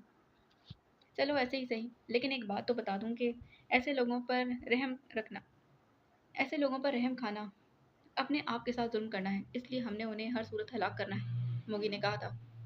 ایسے ہی ہوگا، جولین نے جواب دیا، اور پھر اس کی کار کے پیچھے آنے والی دونوں جیپیں ماربل ٹاؤن سے گزر کر پہاڑی سلسلے میں داخل ہو گئیں، اور اس کے ساتھ ہی گاڑیوں کی رفتار بھی قدرے سست کر دی گئی تھی، جیسے چلنا جیسے سرے سے چل ہی نہ رہی ہوں، کیونکہ راستہ بے حد خطرناک اور خراب تھا، لیکن پھر آہستہ آہستہ اس پہاڑی تک پہنچ جانے میں کامیاب ہو گئے تھے، جہاں چوٹی پر قصبہ کا جھنڈا لہراتا دکھائی دے رہا تھا، اور وہاں باقاعدہ چیک پوسٹ بھی بنی ہوئی تھی، جہاں پہنچنے کے لیے باقاعدہ پہاڑی کو کاٹ کر سیڑھیاں بنائی گئی تھیں۔ کار اور جیپیں رکتے ہی ٹوئن سسٹر اور اس کے ساتھی سب کار اور جیپوں سے باہر آ گئے تھے۔ ان لوگوں نے کدھر سے آنا ہے؟ موگی نے آگے بڑھ کر جولین سے پوچھا تھا۔ ادھر سامنے کے رخ سے، ان پہاڑیوں کے درمیان سے، جولین نے ہاتھ کے اشارے سے جواب دیتے کہا۔ اوکے، پھر میں اور ہمارے آدمی ان راستوں پر پہرا دیں گے، تم اوپر چیک پوسٹ پر رہو گی۔ ہم سب کے پاس 05 ٹرانسمیٹر موجود ہیں، اس لیے جیسے ہی وہ لوگ نظر آئیں گے تم نے مجھے ٹرانسمیٹر پر اطلاع دینی ہے، اور میں اسی لحاظ سے اپنے آدمیوں کو فوری ایڈجسٹ کر دوں گی، موگی نے سپہ سالار کے سے انداز میں بات کرتے کہا۔ یہ اس کی فطرت تھی کہ جب کوئی ایکشن سامنے آتا تو وہ بے حد الرٹ اور پھرتیلی بن جایا کرتی تھی۔ جولین اپنے ساتھیوں اور موگی کو وہیں وادی میں چھوڑ کر خود پہاڑی پر بنی ہوئی سیڑھیوں پر چڑھ گئی تھی، اوپر چیک پوسٹ پر پہنچ گئی تھی، جبکہ موگی نے باقاعدہ ایک ایک کو علیحدہ بلا کر انہیں ہدایات دی تھی، اور پھر ان کے چھپنے کی جگہوں کی بھی خود ہی نشاندہی کر دی تھی۔ جب اس کے بھی ساتھی اس راستے کے سائڈ میں موگی کی بتائی ہوئی جگہوں کے پر چھپ گئے تو موگی خود ایک اونچے چٹان پر چڑھ کر اس کے پیچھے اس انداز میں بیٹھ گئی کہ اس سارے راستے پر بیک وقت نظر رکھ سکے جہاں سے عمران اور اس کے ساتھیوں کی آمد کا بتایا گیا تھا۔ چٹان کے پیچھے بیٹھتے ہی اس کے ٹرانسمیٹر کی سیٹی بج اٹھی تھی، تو اس نے جیکٹ کی جیب سے 05 ٹرانسمیٹر نکالا اور اس کا بٹن دبا دیا۔ اسکرین پر موجود جولین کی فریکوینسی ڈسپلے ہو گئی۔ موگی سمجھ گئی کہ جولین کی کال ہے، اور اسے معلوم تھا کہ جولین اکیلی بے چین ہوگی، کیونکہ جولین کی عادت تھی کہ وہ موگی کے ساتھ لڑتی تو رہتی تھی، لیکن اس سے علیحدہ ہوتے ہی وہ بری طرح بے چین ہو جاتی تھی۔ ہیلو، جولین بول رہی ہوں، اوور، موگی نے بٹن پریس کرتے ہوئے جولین کی آواز سنائی دی۔ یس، موگی بول رہی ہوں، کیا ہوا ہے؟ کیا اتنی جلدی دشمن نظر آنے لگے ہیں؟ اوور، موگی نے کہا تھا۔ ارے نہیں، میں نے پوچھنا تھا کہ تم نے اپنے افراد کی ڈیوٹیاں کہاں کہاں لگائی ہیں اور خود کہاں ہو؟ اوور، جولین نے کہا تو موگی نے اسے تفصیل بتا دی۔ چلو ٹھیک ہے، میں نے تو اس سے بھی زیادہ بہتر اسکیم سوچی تھی، لیکن چلو ٹھیک ہے، یہ بھی غنیمت ہے، اوور اینڈ آل، جولین نے کہا۔ نان سینس، اپنے سے زیادہ عقل مند کسی کو سمجھتی ہی نہیں، حالانکہ قطعی نان سینس ہے یہ جولین، ایک دم نان سینس، موگی نے غصے کی شدت سے چیختے ہوئے کہا، اور ساتھ ہی ٹرانسمیٹر آف کر کے اسے واپس جیکٹ کی جیب میں ڈال دیا تھا۔ نان سینس، نان سینس، موگی نے بار بار غصیلے لہجے میں کہا۔ جولین نے چونکہ اچانک ٹرانسمیٹر آف کر دیا تھا، اس لیے اسے اپنا غصہ پوری طرح نکالنے کا موقع ہی نہ مل سکا، اس لیے وہ مسلسل غصے کا اظہار کرتی رہی۔ پھر تقریباً 5-6 گھنٹے مزید گزر گئے تھے، لیکن نہ پاک ایشیائی ایجنٹ نظر آئے اور نہ ہی ان کے بارے میں کوئی اطلاع موصول ہوئی تھی۔ پھر موگی بھی بیزار ہو گئی، اس نے ٹرانسمیٹر آن کر کے اس پر جولین کی فریکوینسی ایڈجسٹ کی تھی اور پھر بٹن آن کر دیا تھا۔ ہیلو، موگی کالنگ، اوور، موگی نے بار بار کال دیتے ہوئے کہا تھا۔ لیں، یس، جولین بول رہی ہوں، اوور، چند لمحوں بعد دوسری طرف سے جولین کی آواز سنائی دی۔ یہ کیا ہو رہا ہے؟ 6 گھنٹے گزر گئے ہیں، عمران اور اس کے ساتھی تو کیا کوئی چڑیا کا بچہ بھی سامنے نہیں آیا؟ کیا تمہیں معلوم ہے کہ وہ اسی راستے سے آ رہے ہیں؟ اوور، موگی نے غصے سے چیختے ہوئے کہا تھا۔ ہمیں کاروشا سے اطلاع مل چکی ہے کہ کاروشا سیکرٹ سروس کا ایجنٹ ریونڈ علیحدہ کار میں عمران اور اس کے ساتھیوں کے ساتھ جو جیپ میں ہے کریٹاس تک گیا ہے اور پھر وہاں سے واپس آ گیا ہے، جبکہ عمران اور اس کے ساتھی، جن میں 2 عورتیں بھی شامل ہیں، जीप में सवार होकर रेड वे पर सफ़र करते हुए आगे बढ़ रहे हैं। ओवर, जॉली ने वजाहत करते कहा। ये आगे की तरफ सफ़र कर रहे हैं या फिर पीछे की तरफ कि 6 घंटे गुजर गए और अभी तक कहीं से भी नमूदार ना हुए। ओवर, मोगी ने उसी तरह गौसीले लहजे में कहा था। वो बेहद तेज़ और शातिर लोग हैं। हो सकता है वो ये सोचकर रुक गए हों कि हम तंग आकर वापस चले जाएंगे, तो वो आगे बढ़ें। इसीलिए सब्र से काम लो। ऐसे कामों में ऐसे ही होता है। ओवर एंड ऑल, दूसरी तरफ से कहा गया, और इसके साथ ही राब्ता ख़त्म हो गया। कहती तो ठीक है, लेकिन कब तक कोई सब्र करे? मोगी ने बुड़बुड़ाते कहा। और फिर अभी 10 मिनट ही गुजरे कि ट्रांसमीटर की सीटी फिर सुनाई दी। तो मोगी ने चौंक कर जेब से ट्रांसमीटर निकाला। उसका बटन ऑन करके जब उसने स्क्रीन की फ्रिक्वेंसी देखी तो जिससे कॉल की जा रही थी बेहतार उछल पड़ी थी, क्योंकि ये कॉल जोलिन की तरफ से नहीं थी बल्कि उसके साथ ही रॉबर्ट की तरफ से थी। उसे मालूम था कि रॉबर्ट इस पहाड़ी के साइड पर मौजूद है, इस पर एक बहुत बड़ा और तवील कुदरती क्रैक मौजूद है। उसने ट्रांसमीटर ऑन कर दिया था। यस, कोई खास बात? ओवर, मोगी ने कहा था। एक आदमी क्रैक में दाखिल होता नजर आया है। ओवर, दूसरी तरफ से कहा गया और मोगी बेख्तियार उछल पड़ी। बस क्रैक की बात कर रहे हो? ओवर, किस क्रैक की बात कर रहे हो? ओवर, मोगी ने तेज लहजे में कहा। वही मैडम, जो बड़ा और तवील क्रैक है और जिसका एक तहाना हमारे अकब में है। वैसे ही उधर इधर का मैं वैसे ही इधर उधर का मंजर देख रहा था कि अचानक मैंने एक आदमी को चट्टान की ओर से निकलकर इस क्रैक के तहाने में दाखिल होते देखा है। उसका अंदाज ऐसा था जैसे वो छुपने के लिए इस क्रैक को इस्तेमाल कर रहा। ओवर, रॉबर्ट ने जवाब देते कहा। तुम्हारी आंखें तो ठीक है ना? दूर की नज़र ठीक है ना? ओवर, मोगी ने कहा था। यस मैडम, मैंने दुरुस्त कहा है। ओवर, रॉबर्ट ने जवाब देते कहा। ओके, फिर तुमने अच्छी खबर दी है, वरना मैं तो इंतज़ार कर करके तंग आ चुकी थी। तुम इससे कितने फासले पर हो? ओवर, मोगी ने उसे इस बात पर खासे जोश से कहा था। मैं इस क्रैक से फासले बाईं तरफ 150 मीटर के करीब। मुझे ये ख्याल ही ना था कि हमारे अकब में भी कोई हो सकता है। मैंने वैसे ही घूमकर अगली मंजर देखने के लिए गर्दन घुमाई तो मुझे इस आदमी की हरकत नज़र आ गई थी, और फिर वो पूरी तरह उसकी तरफ मुतवज्जा हो गया था। मैंने वाज़ेह तौर पर उसे क्रैक में दाखिल होते देखा है। ओवर, रॉबर्ट ने जवाब देते कहा। तुम अपने साथ जेम्स को लेकर क्रैक की तरफ जाओ, लेकिन ख्याल रखना कि तुमने इन्हें इनकी नज़रों में नहीं आना। फिर क्रैक से जैसे ही ये लोग बाहर निकलेंगे तो तुमने इन पर मिसाइल फायर कर देना है। ओवर, मोगी ने कहा था। मैडम, पहले इन्हें चेक कर लें, फिर ही इन पर मिलाए मैडम, पहले इन्हें चेक कर लें, फिर ही इन पर मिसाइल फायर करेंगे, वरना ये भी तो हो सकता है कि चंद अफराद तो हलाक हो जाएं और चंद छुप जाएं, फिर इन्हें पकड़ना बेहद मुश्किल हो जाएगा। ओवर, रॉबर्ट ने कहा था। सुनो, ये दुनिया के खतरनाक तरीन एजेंट हैं। अब देखो, हम गुज़िश्ता 6 घंटों से इनकी राह देख रहे हैं, लेकिन वो न जाने कहाँ से हमारे अकब में पहुँच गए। ऐसे अफराद को एक लम्हे के लिए भी मोहलत देना अपने साथ जुल्म करने के मुतरादिफ है। इसलिए जो भी मर सकता है, इसे मार दिया जाए। बाकी अब कहाँ भाग सकेंगे? हम इन्हें चुन चुन कर मारेंगे। यहाँ हमारा होल्ड है और हमारा ही होल्ड रहेगा। ओवर, मोगी ने बड़े जोर से बात करते हुए कहा। Okay madam. ओवर, दूसरी तरफ से कहा गया और उसके साथ ही राब्ता ख़त्म हो गया। मोगी ने कॉल ख़त्म करते फ्रिक्वेंसी जनरल फ्रिक्वेंसी ऑन कर दी थी ताकि सब साथियों को इस बारे में हिदायत दी जा सके। हेलो हेलो, मोगी कॉलिंग। ओवर, मोगी ने कहा, और फिर बारी बारी उसके सब साथियों ने उसकी कॉल का जवाब दिया। तो मोगी ने सबको बताया कि एक आदमी को बड़े क्रैक में अगली तरफ से दाखिल होते हुए देखा गया है, और उसने रॉबर्ट को हुक्म दे दिया है कि वो जैसे ही आदमी नजर आए तो उस पर मिसाइल से हिट कर दिया जाए, और दूसरे बाकी मेंबर भी अलर्ट रहें, क्योंकि अगर ये आदमी या उसके साथी किसी की क्रैक की दूसरी तरफ से निकलने की कोशिश करें तो वहाँ उन्हें हिट कर दिया जाए। ओवर, मोगी ने कहा और ट्रांसमीटर ऑफ कर दिया था। सिटी की आवाज़ दोबारा सुनाई दी थी। उसने स्क्रीन पर देखा तो इस बार कॉल जोलीन की थी। हालांकि उसने जनरल कॉल सुन ली थी, लेकिन शायद उसने जानबूझकर जनरल कॉल पर बात नहीं की थी, अब खसूसी कॉल पर बात कर रही थी। हेलो हेलो, जोलीन बोल रही हूँ। ओवर, ट्रांसमीटर ऑन होते ही जोलीन की आवाज़ सुनाई दी। मैं तुम्हारी आवाज़ पहचानती हूँ, फिर बार बार अपना नाम लेने की क्या ज़रूरत है? ओवर, मोगी ने मुंह बनाते कहा। ये जनरल कॉल तुमने की है। कौन से आदमी की बात कर रही हो? कहाँ है वो आदमी? एक है या बहुत सारे हैं? ओवर, जोलीन ने उसकी बात को शायद दानिस्ता नज़रअंदाज करते हुए कहा। वो हमारे अकब में पहुँच गए हैं। हम आगे की तरफ नज़रें जमाए बैठे थे, जबकि वो किसी पुरअसरार रास्ते से हमारे अकब में पहुंच गए हैं। रॉबर्ट ने वैसे ही अगली मंजर देखने की कोशिश की तो उसे एक आदमी पहाड़ी के क्रैक में घुसता नजर आ गया था। रॉबर्ट ने मुझे कॉल करके बताया और मैंने जनरल कॉल करके सबको अलर्ट कर दिया है। ओवर, मुगी ने तफसील बताते कहा। एक आदमी था या ज़्यादा थे? ओवर, जोली ने कहा था। कान खोलकर सुना करो, मैं एक कह रही हूँ तो मतलब है एक। अब तुम खुद बताओ कि एक, दो या ज़्यादा कैसे हो सकते हैं? ओवर, मुगी ने कहा था। तुमने यकीनन कोई नशा आवर गोली खा ली है। नॉनसेंस। जब वो 6-7 हैं तो फिर एक आदमी कहाँ वो तफरीक करता फिरा होगा। सबको कहो कि इस क्रैक को घेर ले, मैं खुद आ रही हूँ। अब मुझे आदमियों को कमांड करना होगा। तुमसे कुछ नहीं हो सकेगा और ना हो सकता है सिवाय जिलाहट की। नॉनसेंस, इसलिए तो मैं खुद आ रही हूँ। Over and all. इस बार जॉलीन का शायद सब्र जवाब दे गया था, इसलिए उसने हलक के बल चीखते कहा और उसके साथ ही रास्ता खत्म हो गया। "हं, अकल अपनी मारी गई है लेकिन मेरा नाम लेती है," मोगी ने गुस्सीले लहजे में बुड़बुड़ाते कहा और ट्रांसमीटर जेब में डाल दिया था।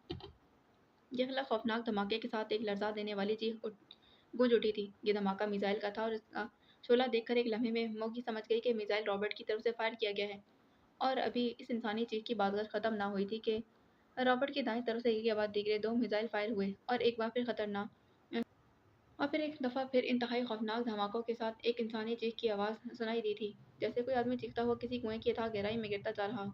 और इसके साथ ही जैसे मोगी को होश आ गया और इसी लम्हे उसने अपने तमाम साथियों को चट्टानों की ओर से निकलकर इस तरफ दौड़ते हुए देखा जिस तरफ से इंसानी चीख की गहराई में डूबती हुई आवाज़ सुनाई दी थी। और जिस तरह पहले और एक के बाद दीगरे दो मिसाइल फायर हुए थे, मोगी भी चट्टान के पीछे से निकलकर इस तरफ को दौड़ पड़ी थी, क्योंकि गहराई में गिरते आदमी की चीख सुनते ही वो समझ गई कि आदमी हिट हो गया है। ज़ाहिर है, पहला मिसाइल रॉबर्ट की तरफ से फायर हुआ था, इसीलिए लाज़मन ये वही आदमी होगा जिसे रॉबर्ट ने क्रैक में जाते हुए देखा था। और चीख भी एक ही आदमी की थी, इसलिए वो फ़ौरन समझ गई कि रॉबर्ट ने इस आदमी को बाहर निकलते ही हिट कर दिया है और शायद वो ज़ख्मी भी था। इसीलिए साथियों ने उसे देखकर दो मिसाइल फायर कर दिए। वो फायरिंग के धमाकों की ज़ोर पर किसी गहरे क्रैक में जा गिरा, लेकिन लेकिन वो अभी इस खौफ को दौड़ लेकिन अभी वो इस तरफ दौड़ने ही लगी थी कि यकलक फिजा में एक स्याह रंग के छोटे-छोटे कैप्सूल उड़ते दिखाई दी। एक कैप्सूल ऊँची चट्टान से निकलकर फिजा में उड़ गए थे। इससे पहले कि वो कुछ समझती, यकलक चटक-चटक की आवाज़ें सुनाई दी और उसके साथ ही उसे यूँ महसूस हुआ जैसे उसका साँस उसके गले में किसी भारी पत्थर की तरह जम गया। उसने साँस लेने की कोशिश की, लेकिन उसके ज़हन में गहरी तारीकी की चादर फैलती चली गई थी। उसके ज़हन में आखिरी एहसास यही आया था कि वो भी इस आदमी की तरह हिट हो चुकी है। इमरान दोनों हाथों में गैस पिस्टल उठाए बड़े चट्टानों की ओर से इस तरफ को बढ़ा था जहाँ से वो चेक पोस्ट पर फायर कर सके। लेकिन इस सबसे ज़्यादा फिक्र चेक पोस्ट के नीचे इधर उधर छुपे हुए अफराद की थी, जिनमें से सिर्फ एक आदमी को चेक कर सका था।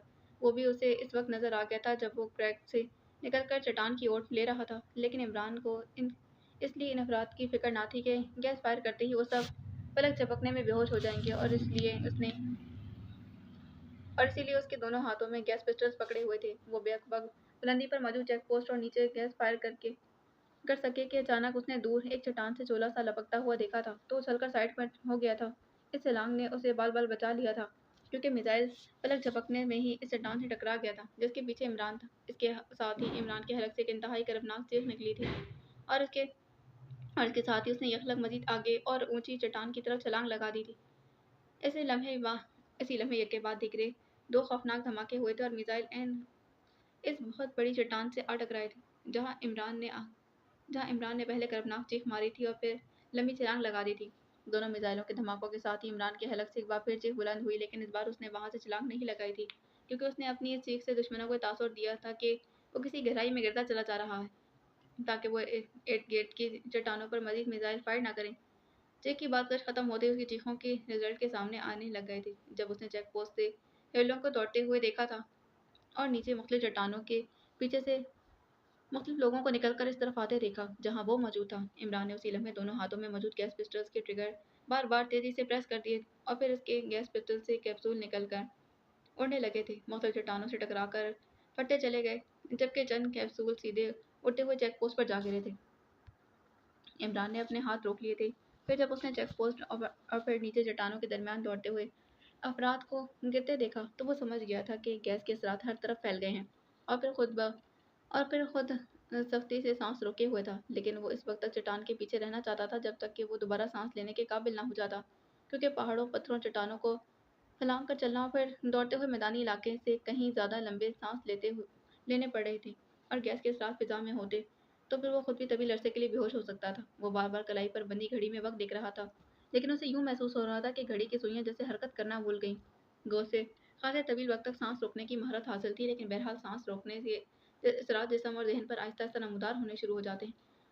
इसीलिए वो बार बार घड़ी देख रहा था। फिर उसने आहिस्ता से सांस ली और फिर जब उसे गैस के असरात महसूस ना हुए तो उसने कदरे तवील सांस ली। बेख्तियार उसने लंबे लंबे सांस लेना शुरू कर दिए, क्योंकि फिजा में अब गैस के मामूली से भी असरात मौजूद ना थे। चनाचा वो अब तेजी से उड़ता हुआ वापस क्रैक की तरफ बढ़ने लगा था, ताकि अपने साथियों को लेकर यहाँ से निकल सके।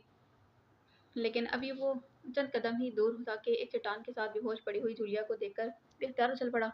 ओह ये बाहर क्यों आ गई और बेहोश हो गई? ओ वेरी बैड, इमरान ने कहा था और एक बार फिर तेजी से क्रैक की तरफ बढ़ता चला गया। बाकी साथियों को बाहर लाकर जूलिया को होश में लेकर आने का बंदोबस्त करें, लेकिन जैसे ही वो क्रैक के करीब पहुंचा उसके जहन में यकलक धमाके होने लगे क्योंकि वहां सफदर, कैप्टन शकील, तनवीर और सालिया चारों ही बेहोश औंधे मुंह पड़े हुए थे। ये कैसे हो गया? इस कदर गैर जिम्मेदार नहीं है ये लोग, इमरान ने हैरत भरे अंदाज में बड़बड़ाते कहा। लेकिन उसी लम्हे उसके जहन में अपने चीखने का ख्याल आया तो उसने बेख्तियार एक तवील सांस लिया। अब बात उसकी समझ में आ गई थी कि उसकी अदाकाराना चीखों ने उसके साथियों को फौरी तौर पर बाहर निकलने पर मजबूर कर दिया था। जूलिया इसीलिए सबसे आगे पड़ी मिली थी कि वो चीख सुनकर जज्बाती होकर बेतहाशा बाहर भागी और फिर बाकी साथी भी जाहिर है कि उसकी चीखें सुनकर बाहर लपके होंगे। इस वक्त तो उसने इस बात का ख्याल नहीं किया कि इस वक्त तो उसने इस बात का ख्याल नहीं किया कि उसकी मसनूई चीखें इसके साथियों को भी बाहर खींच लेंगी और वह मारे भी जा सकते हैं। अब वो सोच रहा था कि उसे क्या करना चाहिए। वो तेजी से क्रैक के अंदर आ गया था और उसने जीप के अगवी दरवाजे को खोलकर अंदर मौजूद थैले में से एंटी गैस तलाश करना शुरू कर दी थी। लेकिन सब थैले चेक करने के बावजूद जब एंटी गैस की बोतल उसे ना मिली तो उसका जहन भग से उड़ा क्योंकि वो एंटी गैस की बोतल बैग में रखना भूल गया था। अब उसके सिवा और क्या हो सकता था कि वो अपने साथियों को बगैर किसी एंटी गैस के होश में लाए। उसकी दो ही सूरतें थीं। एक तो ये कि वो खंजर की मदद से सब साथियों के गर्दनों के अगवी हिस्से में कट लगाकर खून निकाले और इस तरह गैस का सर्किट टूट जाएगा। इस तरह उसके साथी होश में आ सकते थे। दूसरी सूरत में ये कि सब साथियों को अच्छी खासी मिकदार में पानी पिलाए, लेकिन यहाँ ना उसके पास तेज धार खंजर था और ना ही करीब ही कोई पानी। चनाचा उसने फौरी तौर पर एक और फैसला किया कि वो दौड़ता बाहर जाए और फिर क्रैक के दहाने से कुछ फासले पर पड़े हुए अपने साथियों को उठाकर जीप में डाले और फिर फौरी तौर पर यहाँ से निकल जाए, क्योंकि मिसाइलों की फायरिंग के धमाके इंतहाई दूर तक सुने गए होंगे और किसी भी लम्हे यहाँ फौजी या फिर दूसरे लोग पहुंच सकते हैं। जाहिर है कि फिर वो अकेला फौज के दस्ते का मुकाबला नहीं कर सकता था। चनाचा सबसे पहले उसने जीप की ड्राइविंग सीट पर बैठकर उसे स्टार्ट किया था और फिर वो जीप को दहाने से निकाल कर बाहर ले आया था जब उसके साथी बेहोश पड़े हुए थे। फिर वो जीप से नीचे उतरा और फिर उसने एक एक करके सब साथियों को जीप में डाला और फिर आखिर में उसने आगे जाकर बेहोश पड़ी जूलिया को उठाया और कंधे पर लाद कर वो तेजी से मुड़ा था।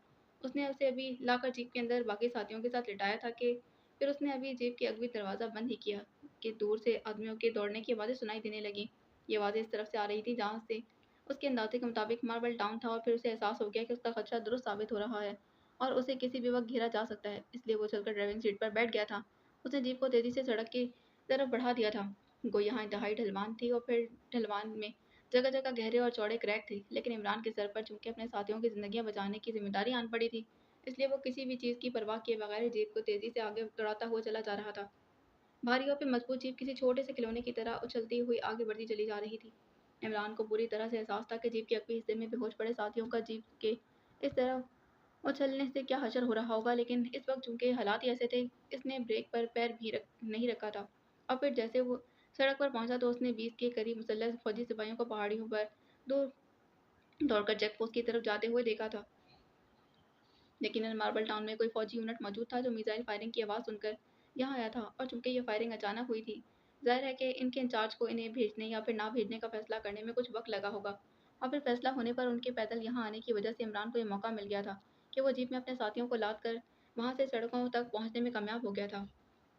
फौजियों ने उसकी जानिब शायद इसलिए तवज्जो ना दी कि वो वहाँ से गुजरने वाली आम जीप ही समझे होंगे, क्योंकि जब वो पहाड़ी इलाके में पहुंचे थे तो जीप इस वक्त सड़क पर पहुंच चुकी थी। इमरान तेजी से जीप को आगे लेता चला गया। ऐसे मालूम था कि अब वो साथियों समेत कस्बा में दाखिल होने में कामयाब हो गए।